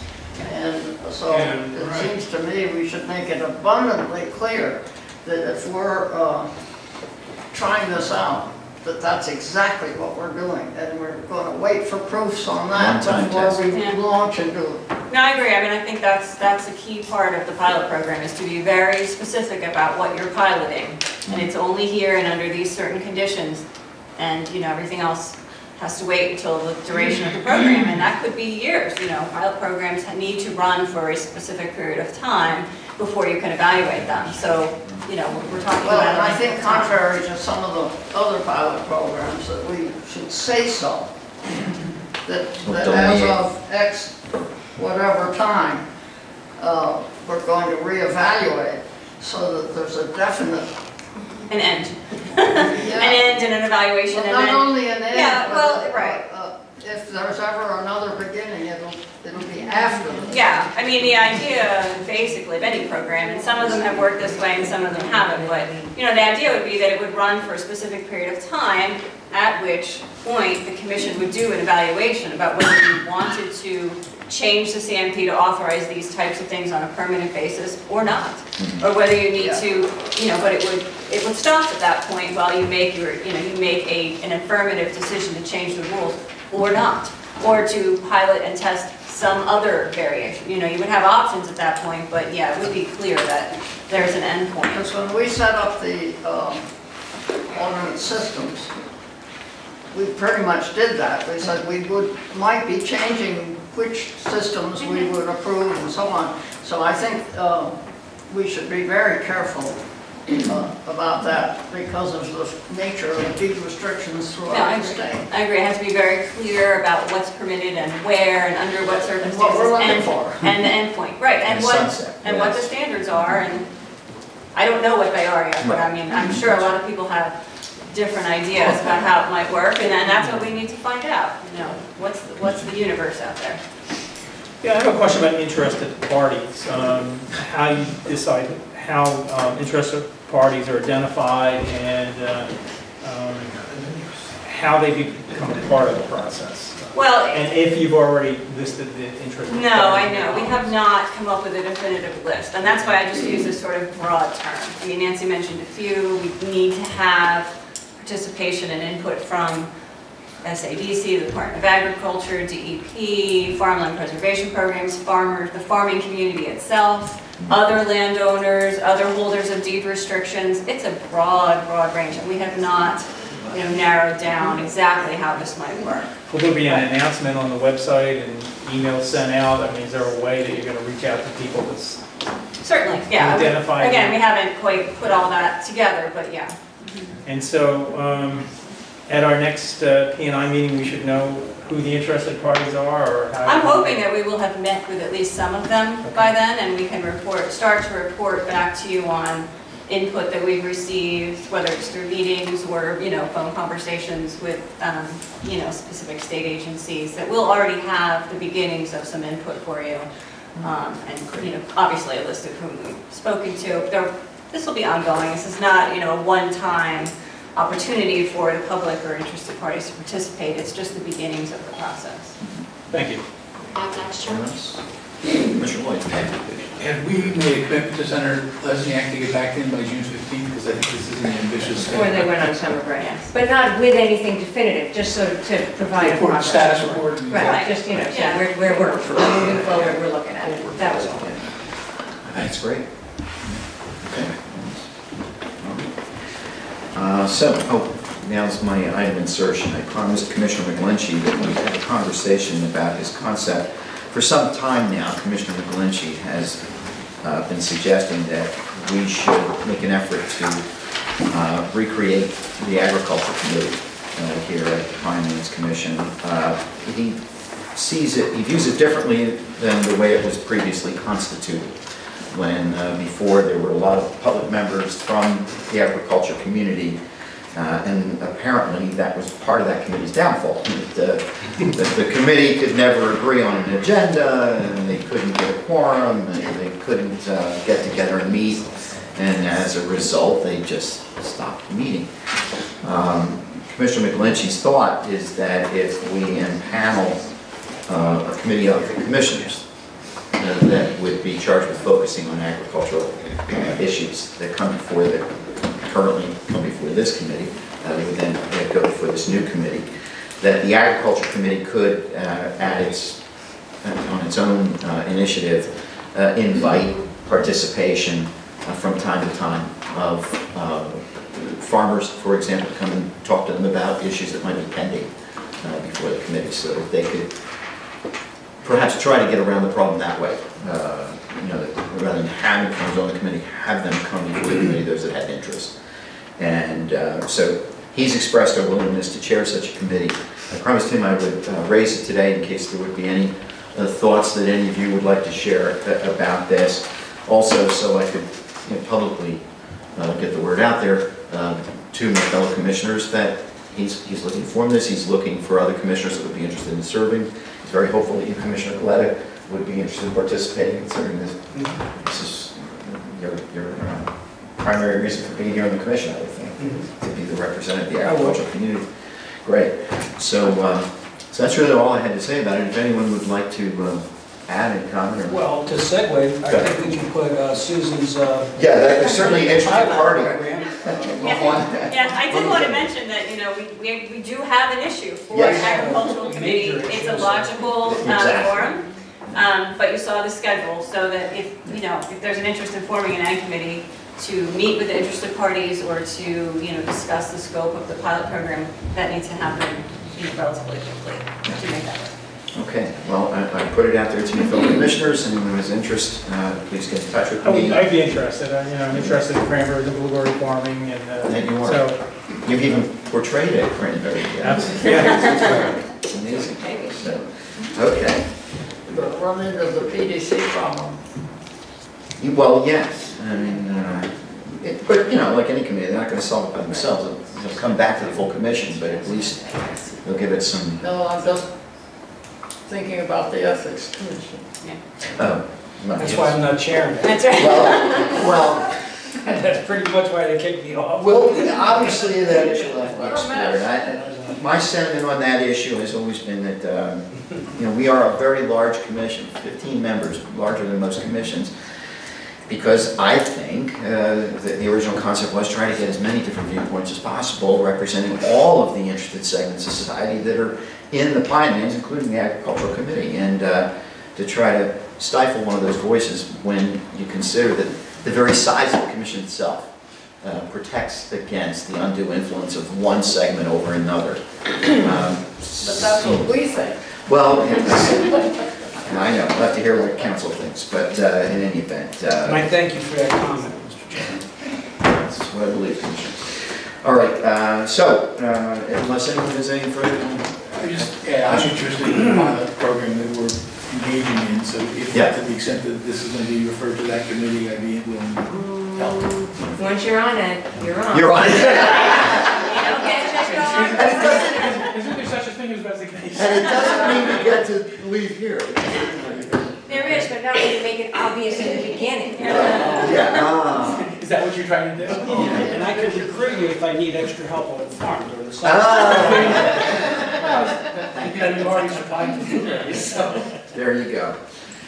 Mark, I do Yes. have one other issue, Go right just ahead. to briefly bring you up, the committee up to date on something before public comment, and I was going to show the slide. Quickly, I mean, this is actually very good news, and I just wanted to bring it to the committee and the public's attention. Some of you will remember that, I don't know, it's probably a year or two now ago, when the commission, or this committee, was administering Pinelands Conservation Fund acquisition projects.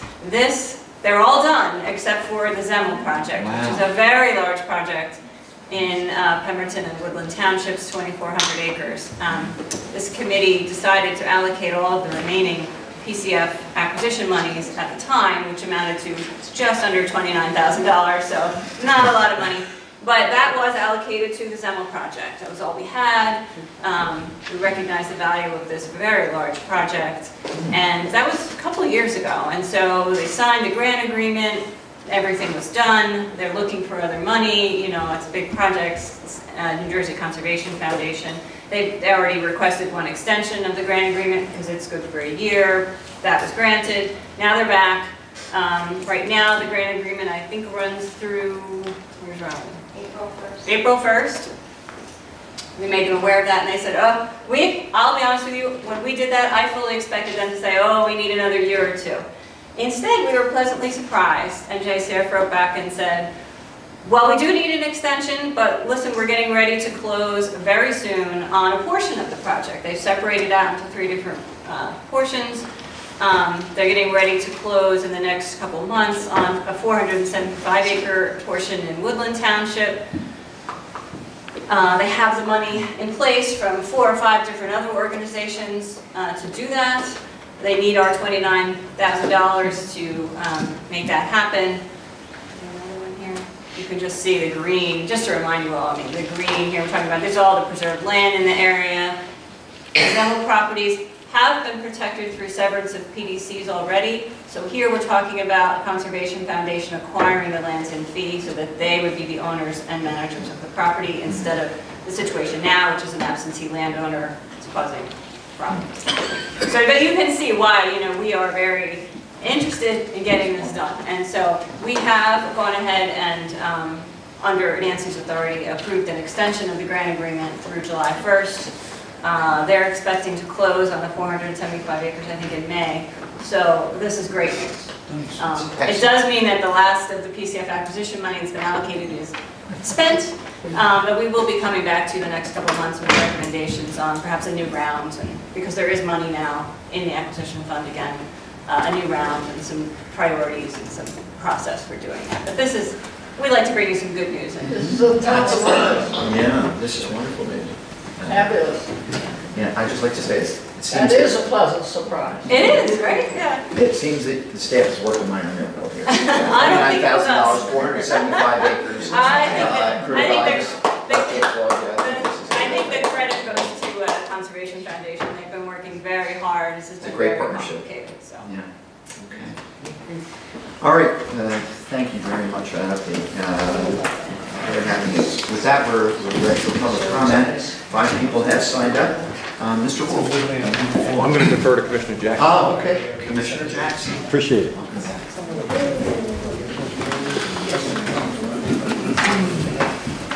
Good morning, Commissioners. Good morning.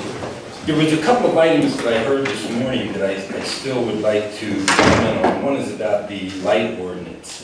I still think if you're going to be doing that somewhere in there, it should talk about the potential business hours for that lighting. I mean, in my town, we have one of the grocery stores, a mom and pop store, they just put one out, and it's on all night, and it illuminates 50 yards around it. It wasn't there before, and it's fairly, when you come around the bend, it's fairly gaudy. And I don't think 20 people go past that between 11 at night and probably 5 in the morning. With the technology that's out there, you can put a dimmer switch on those that at a certain time, it'll dim it so that it's not so bright. And if it's dark, any light shows up a lot.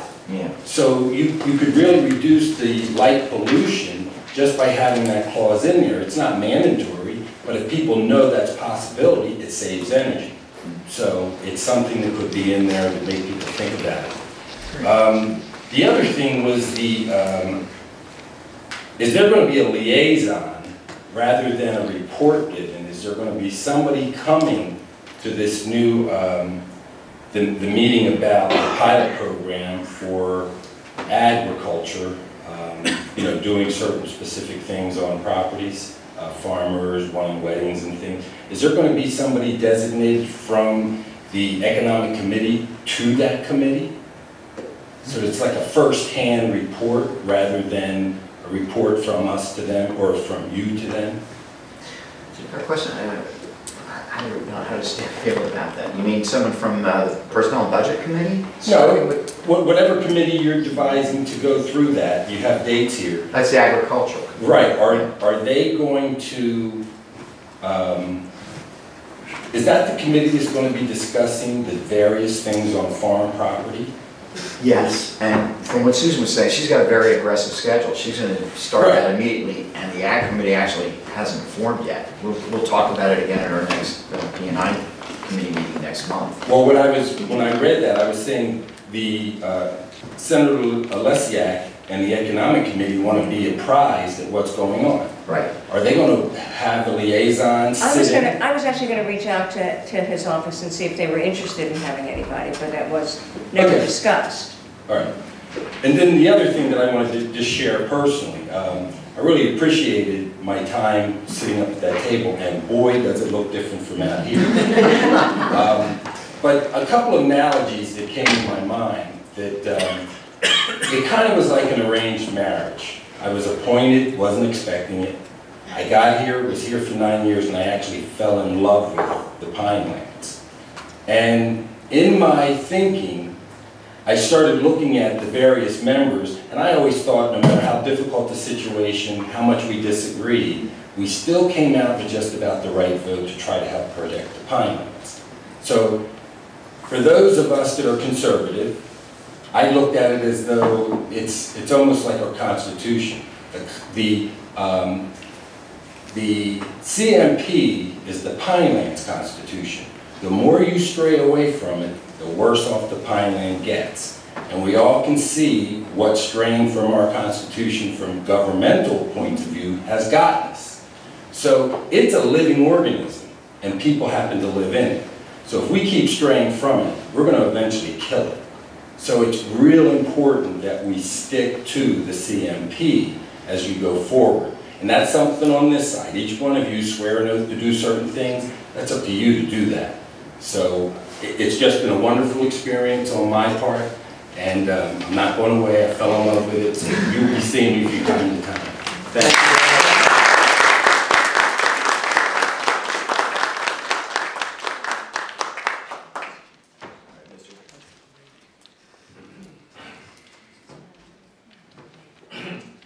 Good afternoon, Bill Wolf, Bordentown. I'd like to thank Commissioner Jackson for his service. It was wonderful.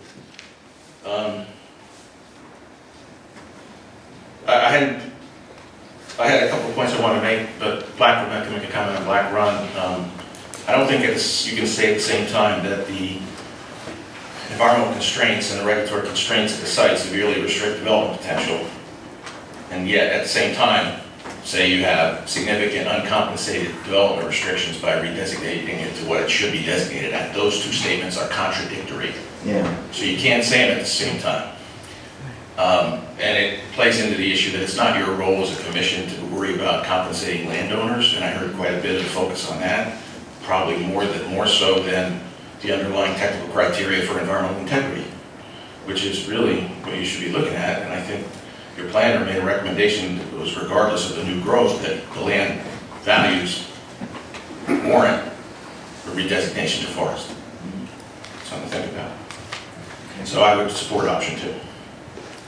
I just had a couple follow-up questions. There was status of the New Jersey natural gas pipeline that had been mentioned. Has there been any progress or discussions on that since? I'm not aware of anything. That joint base, it was some candy made a point. Oh, you're talking about the new pipeline, New Jersey natural gas, and it's going to be before you? We don't have anything. You don't I have haven't submitted anything yet. No discussions, no meetings, nothing? No. Okay.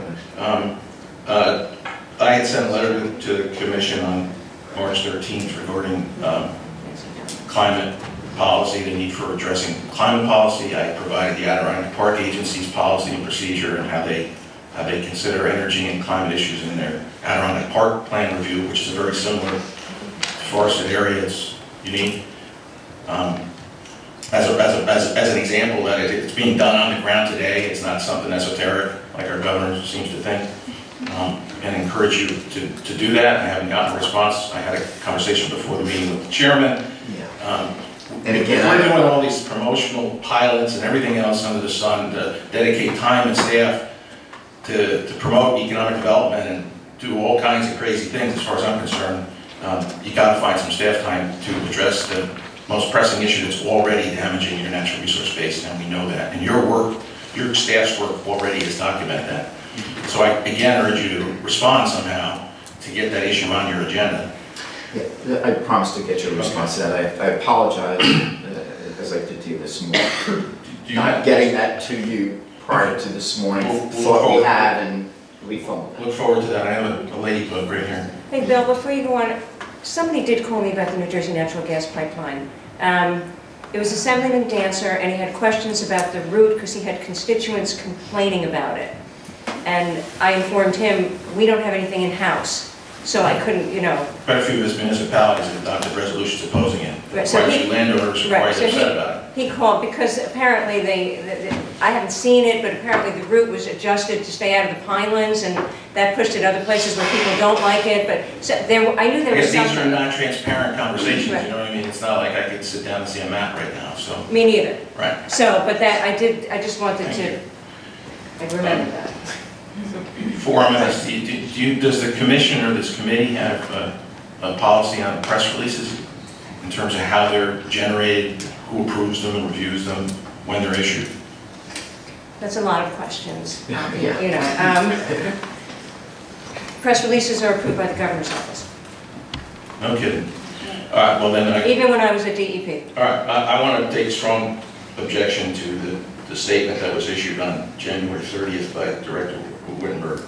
And I want to cite the sentence that I'm going to take exception to. And it's been in 2 news reports, so I'm assuming it's accurate. Quote, "It is unfortunate that a few individuals take the opportunity to mislead, disrupt, and promote their own agendas." I was one of the individuals that's within the scope of that criticism. It's ad hominem, it's unprofessional, and it's false. All right? And I think you need to sanction individuals that do that kind of thing. All right? And it's not the first time. I've had the same director on tape personally smearing me. It's on tape, saying that I didn't know what I was talking about with respect to the Pinelands. For your information, I think I've repeated this a number of times. I have studied and practiced regulation and planning for more than 30 years. All right? And I really resent that kind of personal stuff. Right? You as a commission, I tried not to be ad hominem. I blasted the actions and the policies and the decisions of individuals, but not the individual. I've never said an individual is promoting their own agenda. I said they're promoting the governor's agenda, they're promoting South Jersey Gas's agenda, they're violating the CMP. It's a different can of worms when you get into that thing. So I'm just putting that objection on the record. Okay. I didn't hear any comment that referred to you, but in any event. All right. You make a comment. You get it. Point 5. And again, I asked this question, I haven't gotten an answer yet. I've asked it 3 times. This will be the 4th time. When and who and how was Councilor Roth authorized to negotiate a memorandum of agreement with South Jersey Gas as documented in a 3/4/13 email from the legal counsel for South Jersey Gas? I've asked that question a number of times. There's got to be an answer. I'll repeat it again. Maybe you'll find time to answer that question. It's pretty significant. Again, that preceded the BPU filing. Just so we all understand the regulatory procedure, that conveyance of a draft memo to this attorney preceded the filing of the application before the BPU. 6. Is the commission, when this I've made allusions to, maybe I wasn't sufficiently precise,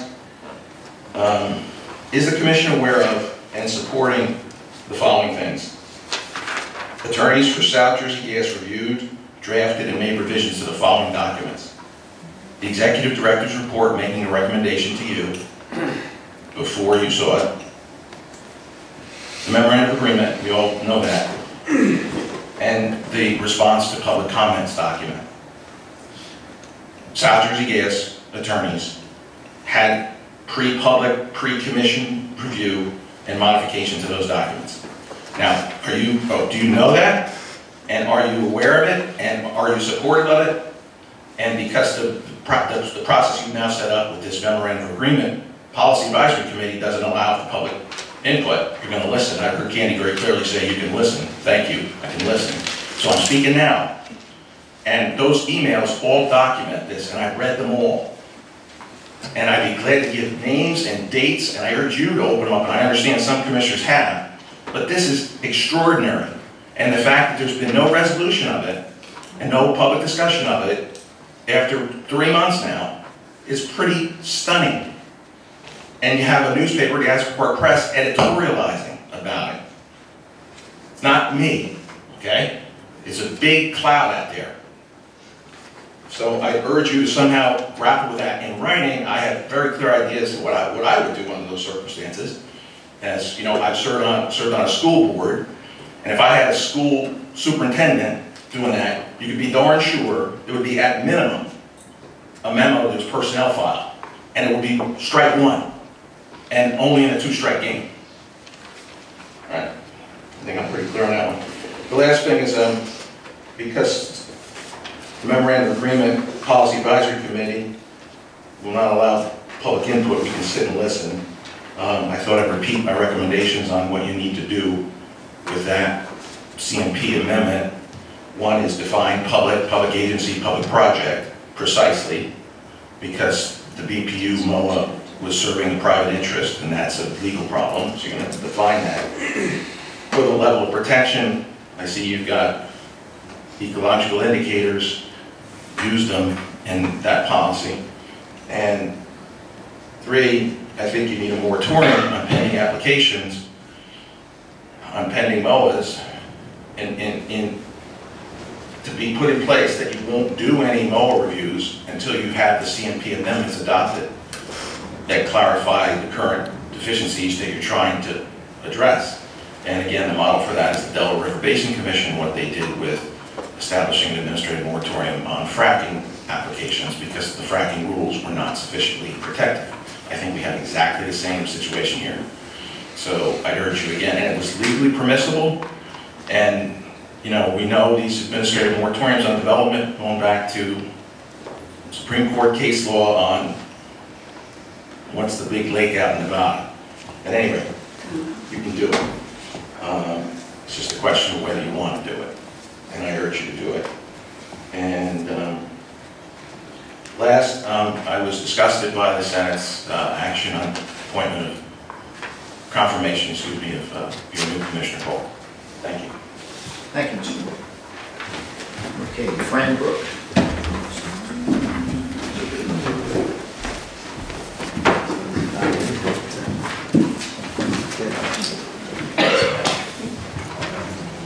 Good morning, Fran Brooks, Tabernacle Township.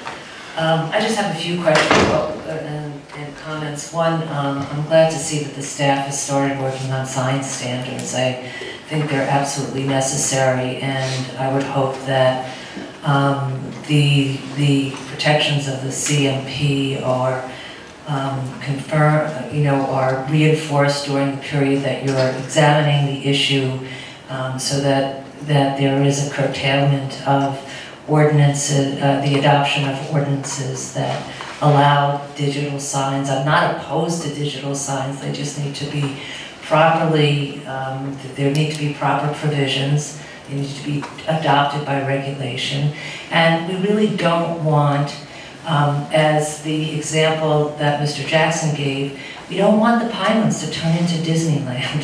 And that's what happens when there are just too many, when there are a lot of digital signs. There's a lot of visual inconsistency. So I'm glad to hear that the provisions are being worked on. I hope that it doesn't take 2 years to get them in place. I know that the regulatory process is glacial, but I think there's enough information out there to move the process along in terms of devising those standards. With regard to the Tuckahoe turf issue, I'm interested in knowing, one, if the activities on that farm will continue while these informational sessions are going on, at least through June, if not further into the summer. What provisions is the Commission making in terms of the actual activities and its the staff's investigation into this this pilot project proposal? I don't know that we can talk about that since we're still in negotiation with them. Right. I can talk about it a little bit. Can Okay. I talk about it a little bit briefly? Can I say,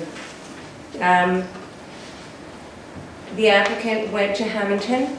Hamilton issued, what did they issue? They've issued a preliminary and final site plan approval. We today will be, we found that inconsistent, and we will be calling it up, which is what we do when we have inconsistent applications in-house. Okay, and what does, just to, for edification, what does that call up action actually do? It starts another process where there will be a hearing. Okay, so in other words, there won't be any activities while that call-up process is underway? Is that the way it works? That would be the way it works. Okay.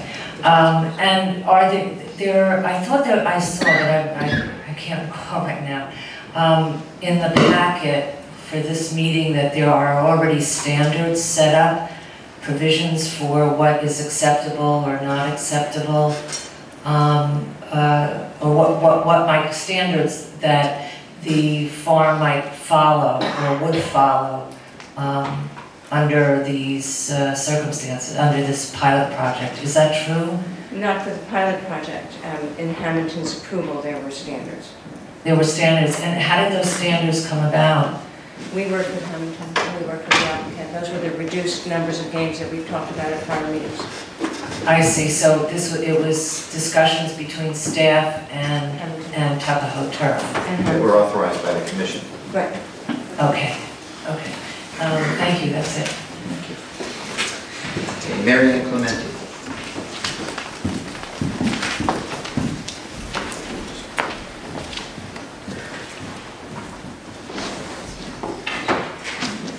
Mary Ann Clementi Barnegat.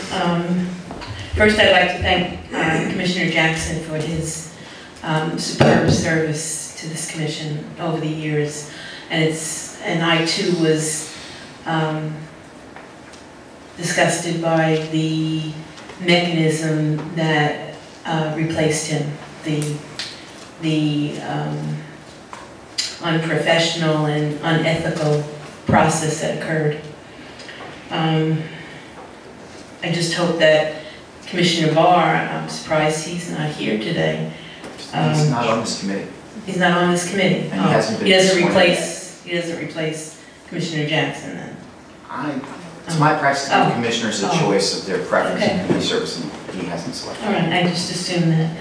Okay, thank you, Commissioner Chairman Lobauer, for efficiently and timely creating this ad hoc committee for the look at the MOA process. That's I think kind it's of, you very say it was important. timely. I think it took me a long time, but thank you. No, but considering other bureaucratic entities, I think it was timely. I too am upset by the fact that that you will not allow the public to comment. This ad hoc committee you mentioned is an ad hoc to the full commission. I would think if you're not going to allow public comment, that's really truly unfortunate and gags all of us to providing important input to you folks. If the ad hoc, in my opinion, as unprofessional, you know, I'm not,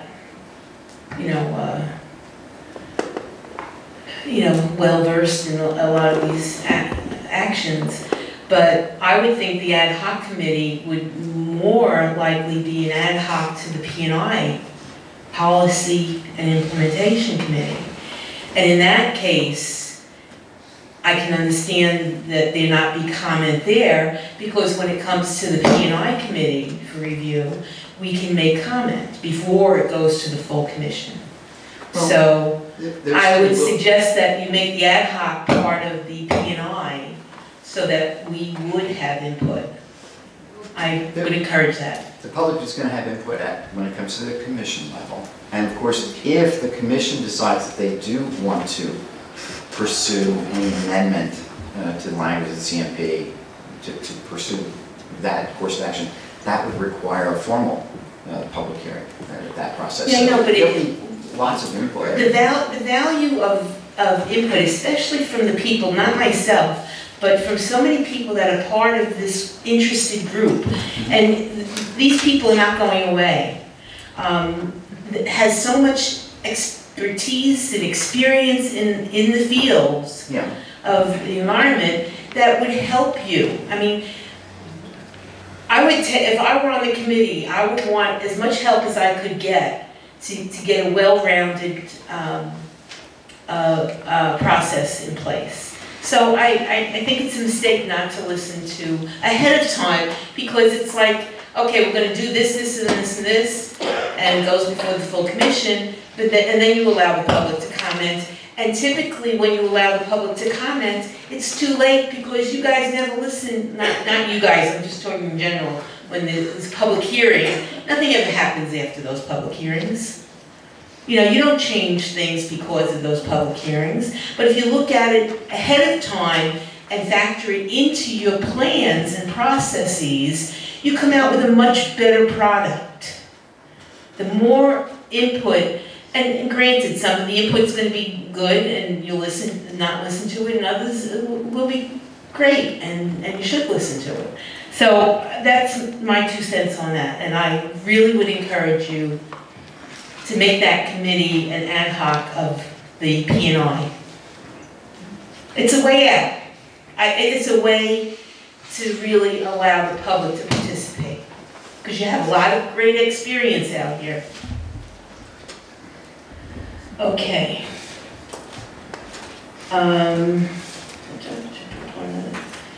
P&I. Okay. One of the things,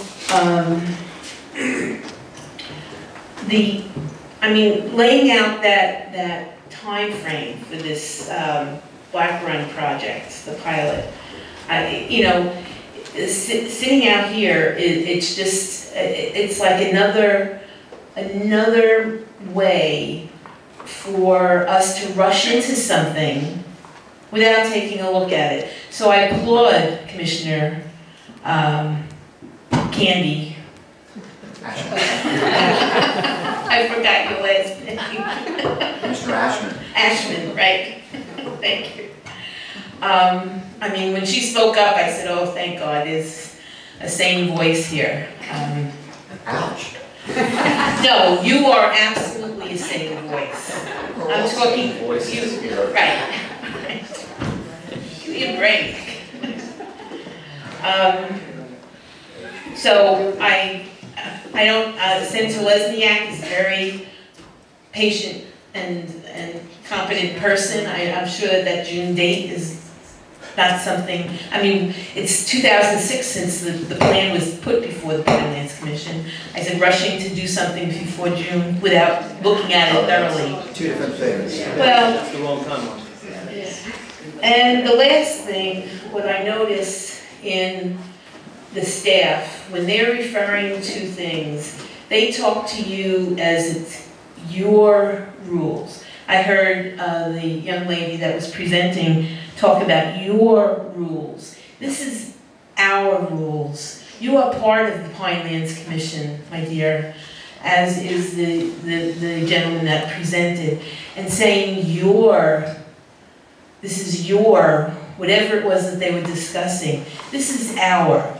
I mean, it's ours, but even more so, it's ours in terms of the staff and the Pinelands Commission. You are one. You should be operating as one. It's not an us, them, it's our. That's all I want to say. Thank you. Oh, thank you very much. Okay, Georgina Shannon. Mr. Chairman, before you go there, Yeah. I just think that it's not right that we should refer to somebody as my dear and talk to them in that regard. I mean, Hi. Susan's a planner, Yeah. does a lot of work, hard work. That's fine. Yeah. She obviously took exception to that comment. That's true. We appreciate some more respect. I mean, how many times do we have to ask? I'm a senior. Give me a break. Okay.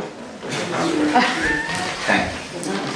Michelle. Yes, good morning, Georgina Shanley from Ocean City.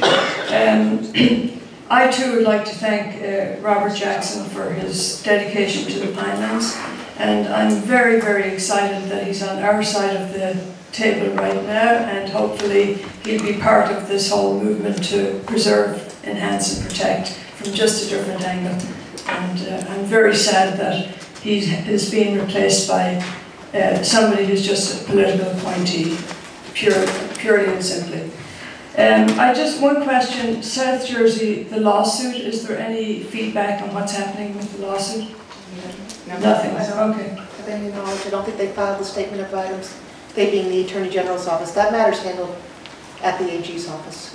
I don't think they filed the statement of items comprising the record. Stacy, could you use the microphone? All I said was, I'm sorry, Commissioner Ashman, is that matters obviously handled by the Attorney General's office. They do the litigation, and my understanding is that the statement of items comprising the record has still not been filed as yet in that case, and a briefing schedule hasn't been provided. Understood. Right. I also applaud Mr.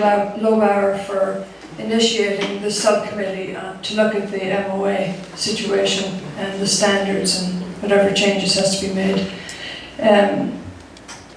A real kind of, in my estimation, a whole violation has taken place regarding the MOA for the South Jersey gas pipeline. We had on, this is from the actual document, the email from the PPA website, on March 4th from Pete Fontaine of Cozen and O'Connor, which represents South Jersey Gas, to Stacey Roth, and also to Dippo from South Jersey Gas Industries. And it's, Dear Stacey, as per our discussion, I enclose a draft MOA between the Commission and the Board. Please feel free to call if you have any questions about it. This was before the BPU made an application and before you commissioners decided that there should be an MOA. So that's a huge, egregious fault right there. At the end of this session, this was over 2 years ago that initial email was sent. On November 27th, right before the public hearing in Galloway, right around Thanksgiving, from Stacey Roth to Peter Fontaine at Cozen and O'Connor, representing South Jersey Gas. Pete, here it is. Attached is the final draft in both a clean and compare version. Please let me know as soon as possible if there are critical changes that need to be made. Otherwise, this is what we intend to post. I just question, is that a normal thing between an entity that's making an application, that they can do the wording of the memorandum of agreement? That's a question. And with regards to some of the language changes, I have 3 very short examples of the changes that Pete Fontaine made in the MOA before sending them back to staff. And one was under, it's stated 1126.13 under BL England plant. This is the original language. I'll abbreviate it, but without losing any content. In January 2006, the NJDEP and Connective, prior owners of the BLE plant, entered into an administrative consent order to resolve existing air quality standards violations of the plant. Now that was changed to, in 2006, New Jersey DEP and Connective, prior owners of the BL England plant, entered into an administrative consent order to resolve allegations by NJDEP that AC Electric had violated certain environmental statutes, including those regulating air emissions. That's a big change in language right there, and that was accepted. The second one is, okay, this is on section 2, page 18. It will require the public utility to generate and provide to the Pinelands Commission with quarterly pipeline pressure monitoring reports, monthly visual inspection reports, and annual leak surveys for the newly constructed pipeline for the time period commencing upon the first day of operations of the pipeline and continuing in perpetuity. And this is what Pete and his boys did. It will require the public utility to generate an annual report, not a quarterly, an annual report to the Pinelands Commission regarding pipeline pressure monitoring, monthly visual inspections, not inspection reports, an annual leak service for the new constructed pipeline within the Pinelands area is added for the time period commencing upon the first day of operation of the pipeline and continuing in perpetuity unless, this is their addition, the Commission approves a modification of this requirement. So if the Commission is stacked with political appointees, anything can happen there. And the last one is to do with the Pinelands Commission and the agrees with the payments.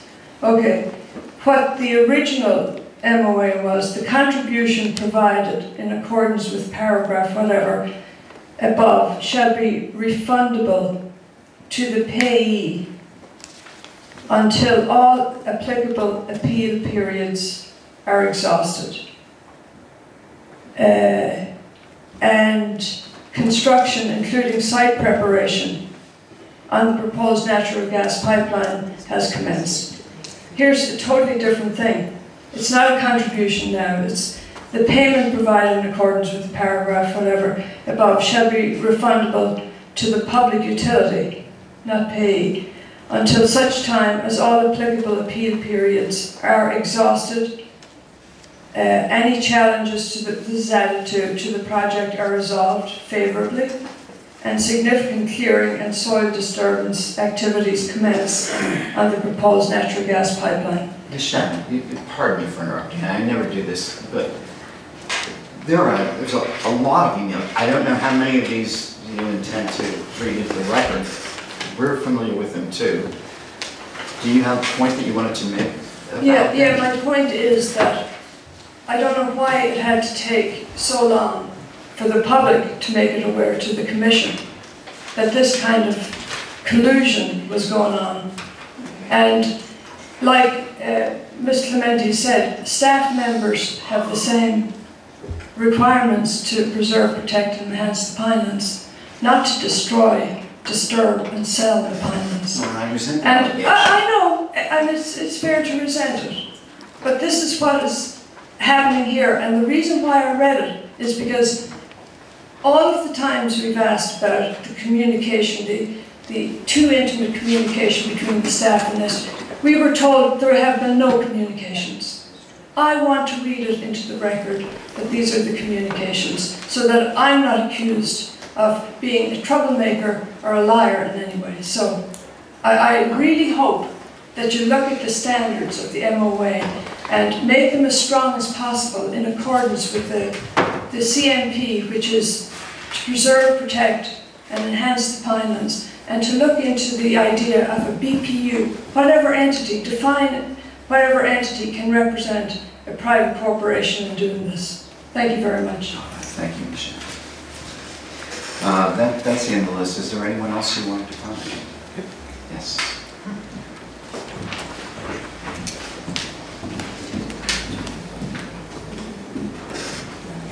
Jacqueline Rose, Pinelands Preservation Alliance. My apologies for not signing in to talk earlier.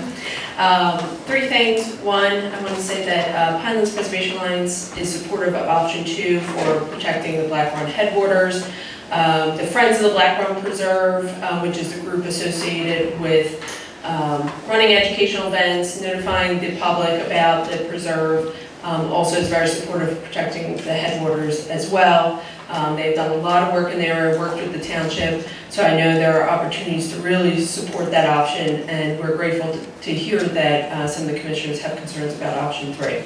Secondly, regarding the pilot program for events for the ag production areas, we're completely disappointed with this process. As many people have said, you know, this is deed restricted land.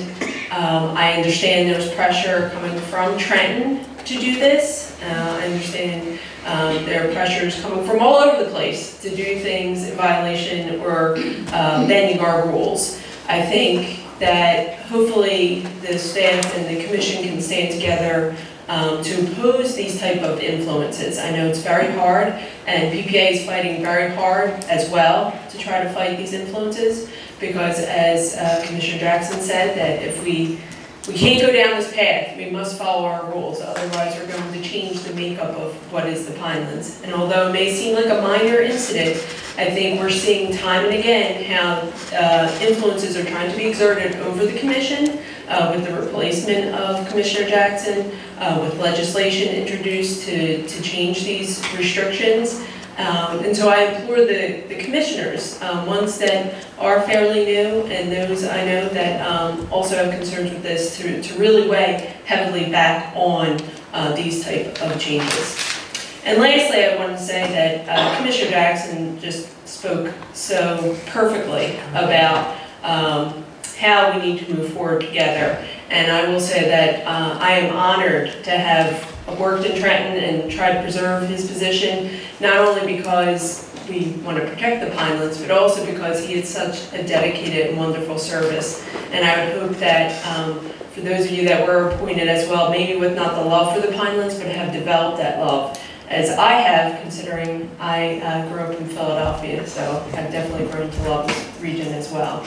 And so I thank Commissioner Jackson as well, and thank all of you for your service, and I hope that you will also feel that love and follow those rules and make sure that we protect this great area. Thanks. Thank you very much. I'm sorry. Is there anyone else?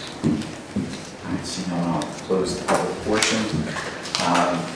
Madam Director, I don't know if there are any other items that you wanted to add to the agenda at this point. No. Yeah? Okay. Any other comments? I do. I want to respond to the public commenter on your rules. And every time I hear that, I'm like, why you put that on my shoulder? And then I realize I'm a commissioner and I'm responsible. You're in charge. That was my only point. Yeah, well, and all the staff uses that terminology, your rules, because as I was saying, in my experience, it really puts a responsibility on our shoulders, which is there already. Yeah.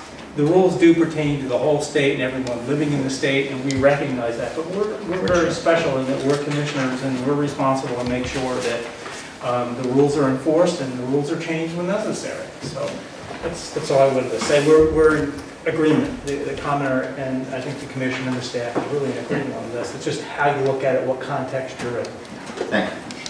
Commissioner Ashford. I just want to say thank you to Bob Jackson.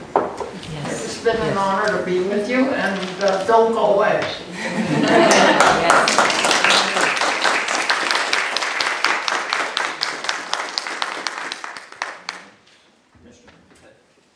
I can't hold my tongue on it anymore, so I'm Go right I'm going to move. Yeah, exactly. Stuff gets thrown at me.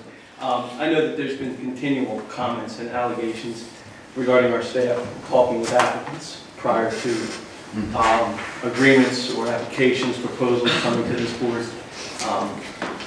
I've been involved on both sides of the application process with this board and with many other boards, whether it be at the state level, county, or local level. Whenever you have an agreement that's being negotiated or discussed between two entities, those two entities talk. They need to talk. And there's a board, there's a higher office that's going to review that agreement when it's all said and done and look at those folks who put it together and say, you did a good job, you did a bad job, you're crazy, I don't know what you did here, but we're not going to accept it. But there is communication. They go back and forth. And yes, there's language proposed by both parties. But again, it's this board's job to decide whether or not it's appropriate or not. So I just think it's about time that somebody just stood up and said that. And I'm not sure you will agree with me, but that's my feeling on the matter. Thank you, Commissioner. Commissioner Wood. Well, you forced me to respond. There's absolutely nothing wrong with discussions between an applicant and an agency when an agency is considering an action. But what I believe is wrong is that there's not one record for the public, one record for the commission, and another record that is not disclosed to anybody. In my view, we are a public agency. Everything we do and everything our staff does is open to the public. It should be transparent. That was not the case here, and I think that's wrong and something that I hope we correct. Yes. And I'll comment on that, because I agree with it. I agree with that it does all need to be public. But the fact that conversations are had, I don't think is irregular at all. Okay. Agreed. I think that we have to draw that distinction. I agree with you. Anyone else? I'll just weigh in on that conversation as well and say, yes, I charged this committee with a very specific charge. We're in agreement that it isn't uncustomary for applicants to be in communication with staff. Staff does their job by exploring these avenues. We may have some disagreement as to what we all think is an appropriate way to go about that. There's not a lot of direction in the CMP on that subject. So for those who are saying that violations occurred, that simply isn't the case, at least not in my view. My interest in having that and other issues about intergovernmental memorandum of agreement that have been kicked around here since at least 2007 is that it could use better definition. And I'd like to see the advisory committee really explore that and come back to us with some solid recommendations that would ease the concerns that some of us feel about the way it happens, give better definition to the process, give the staff better guidance than what they now get from the CMP, and wind up with a process that is more public, is more transparent, and clearer for applicants to follow as well. So that be that. I'd also like to echo the sentiments of Commissioner Ashman with regard to Commissioner Jackson. It's been my privilege to spend a few of the years that you've spent up here in your company and to see how you manage the task of serving the Pinelands. And I think you're a great example to all of us, and I'm grateful that I got to serve with you. As to the fact that a new commissioner is coming, and he's a political appointee, well, we're all political appointees. That's how we get here. And I would hope that the public will give Mr. Barr the same opportunity to come and do his job here as you have given all of us. You know, we live and die by our own words and deeds. Mr. Barr has to have his opportunity to come up here and speak, and he'll be sworn in at the next Pinelands Commission meeting, and we'll go from there. Commissioner Jackson. You know, I'd like to echo that. Give the man a chance. All we've heard is all the stuff that's going back and forth. I have no animosity to the gentleman. Give him the same opportunity each one of us get to sit up there, to do their job, and make their vote. And then weigh in on how you think each of us do. But don't prejudge him. It's best to give him an opportunity to sit there, learn, be interactive, and see how he goes. But don't prejudge him because of the political stuff that surrounds the And that's choice. why we're going to miss you, Bob. You're such a magnanimous guy. Thank you for that, Commissioner. And you will always be Commissioner. You're entitled that title. Okay. Well, I have nothing further to say. Is anyone going to move that we adjourn? Yes. We have a motion and a second. All in favor, please say aye. Aye. All right, we are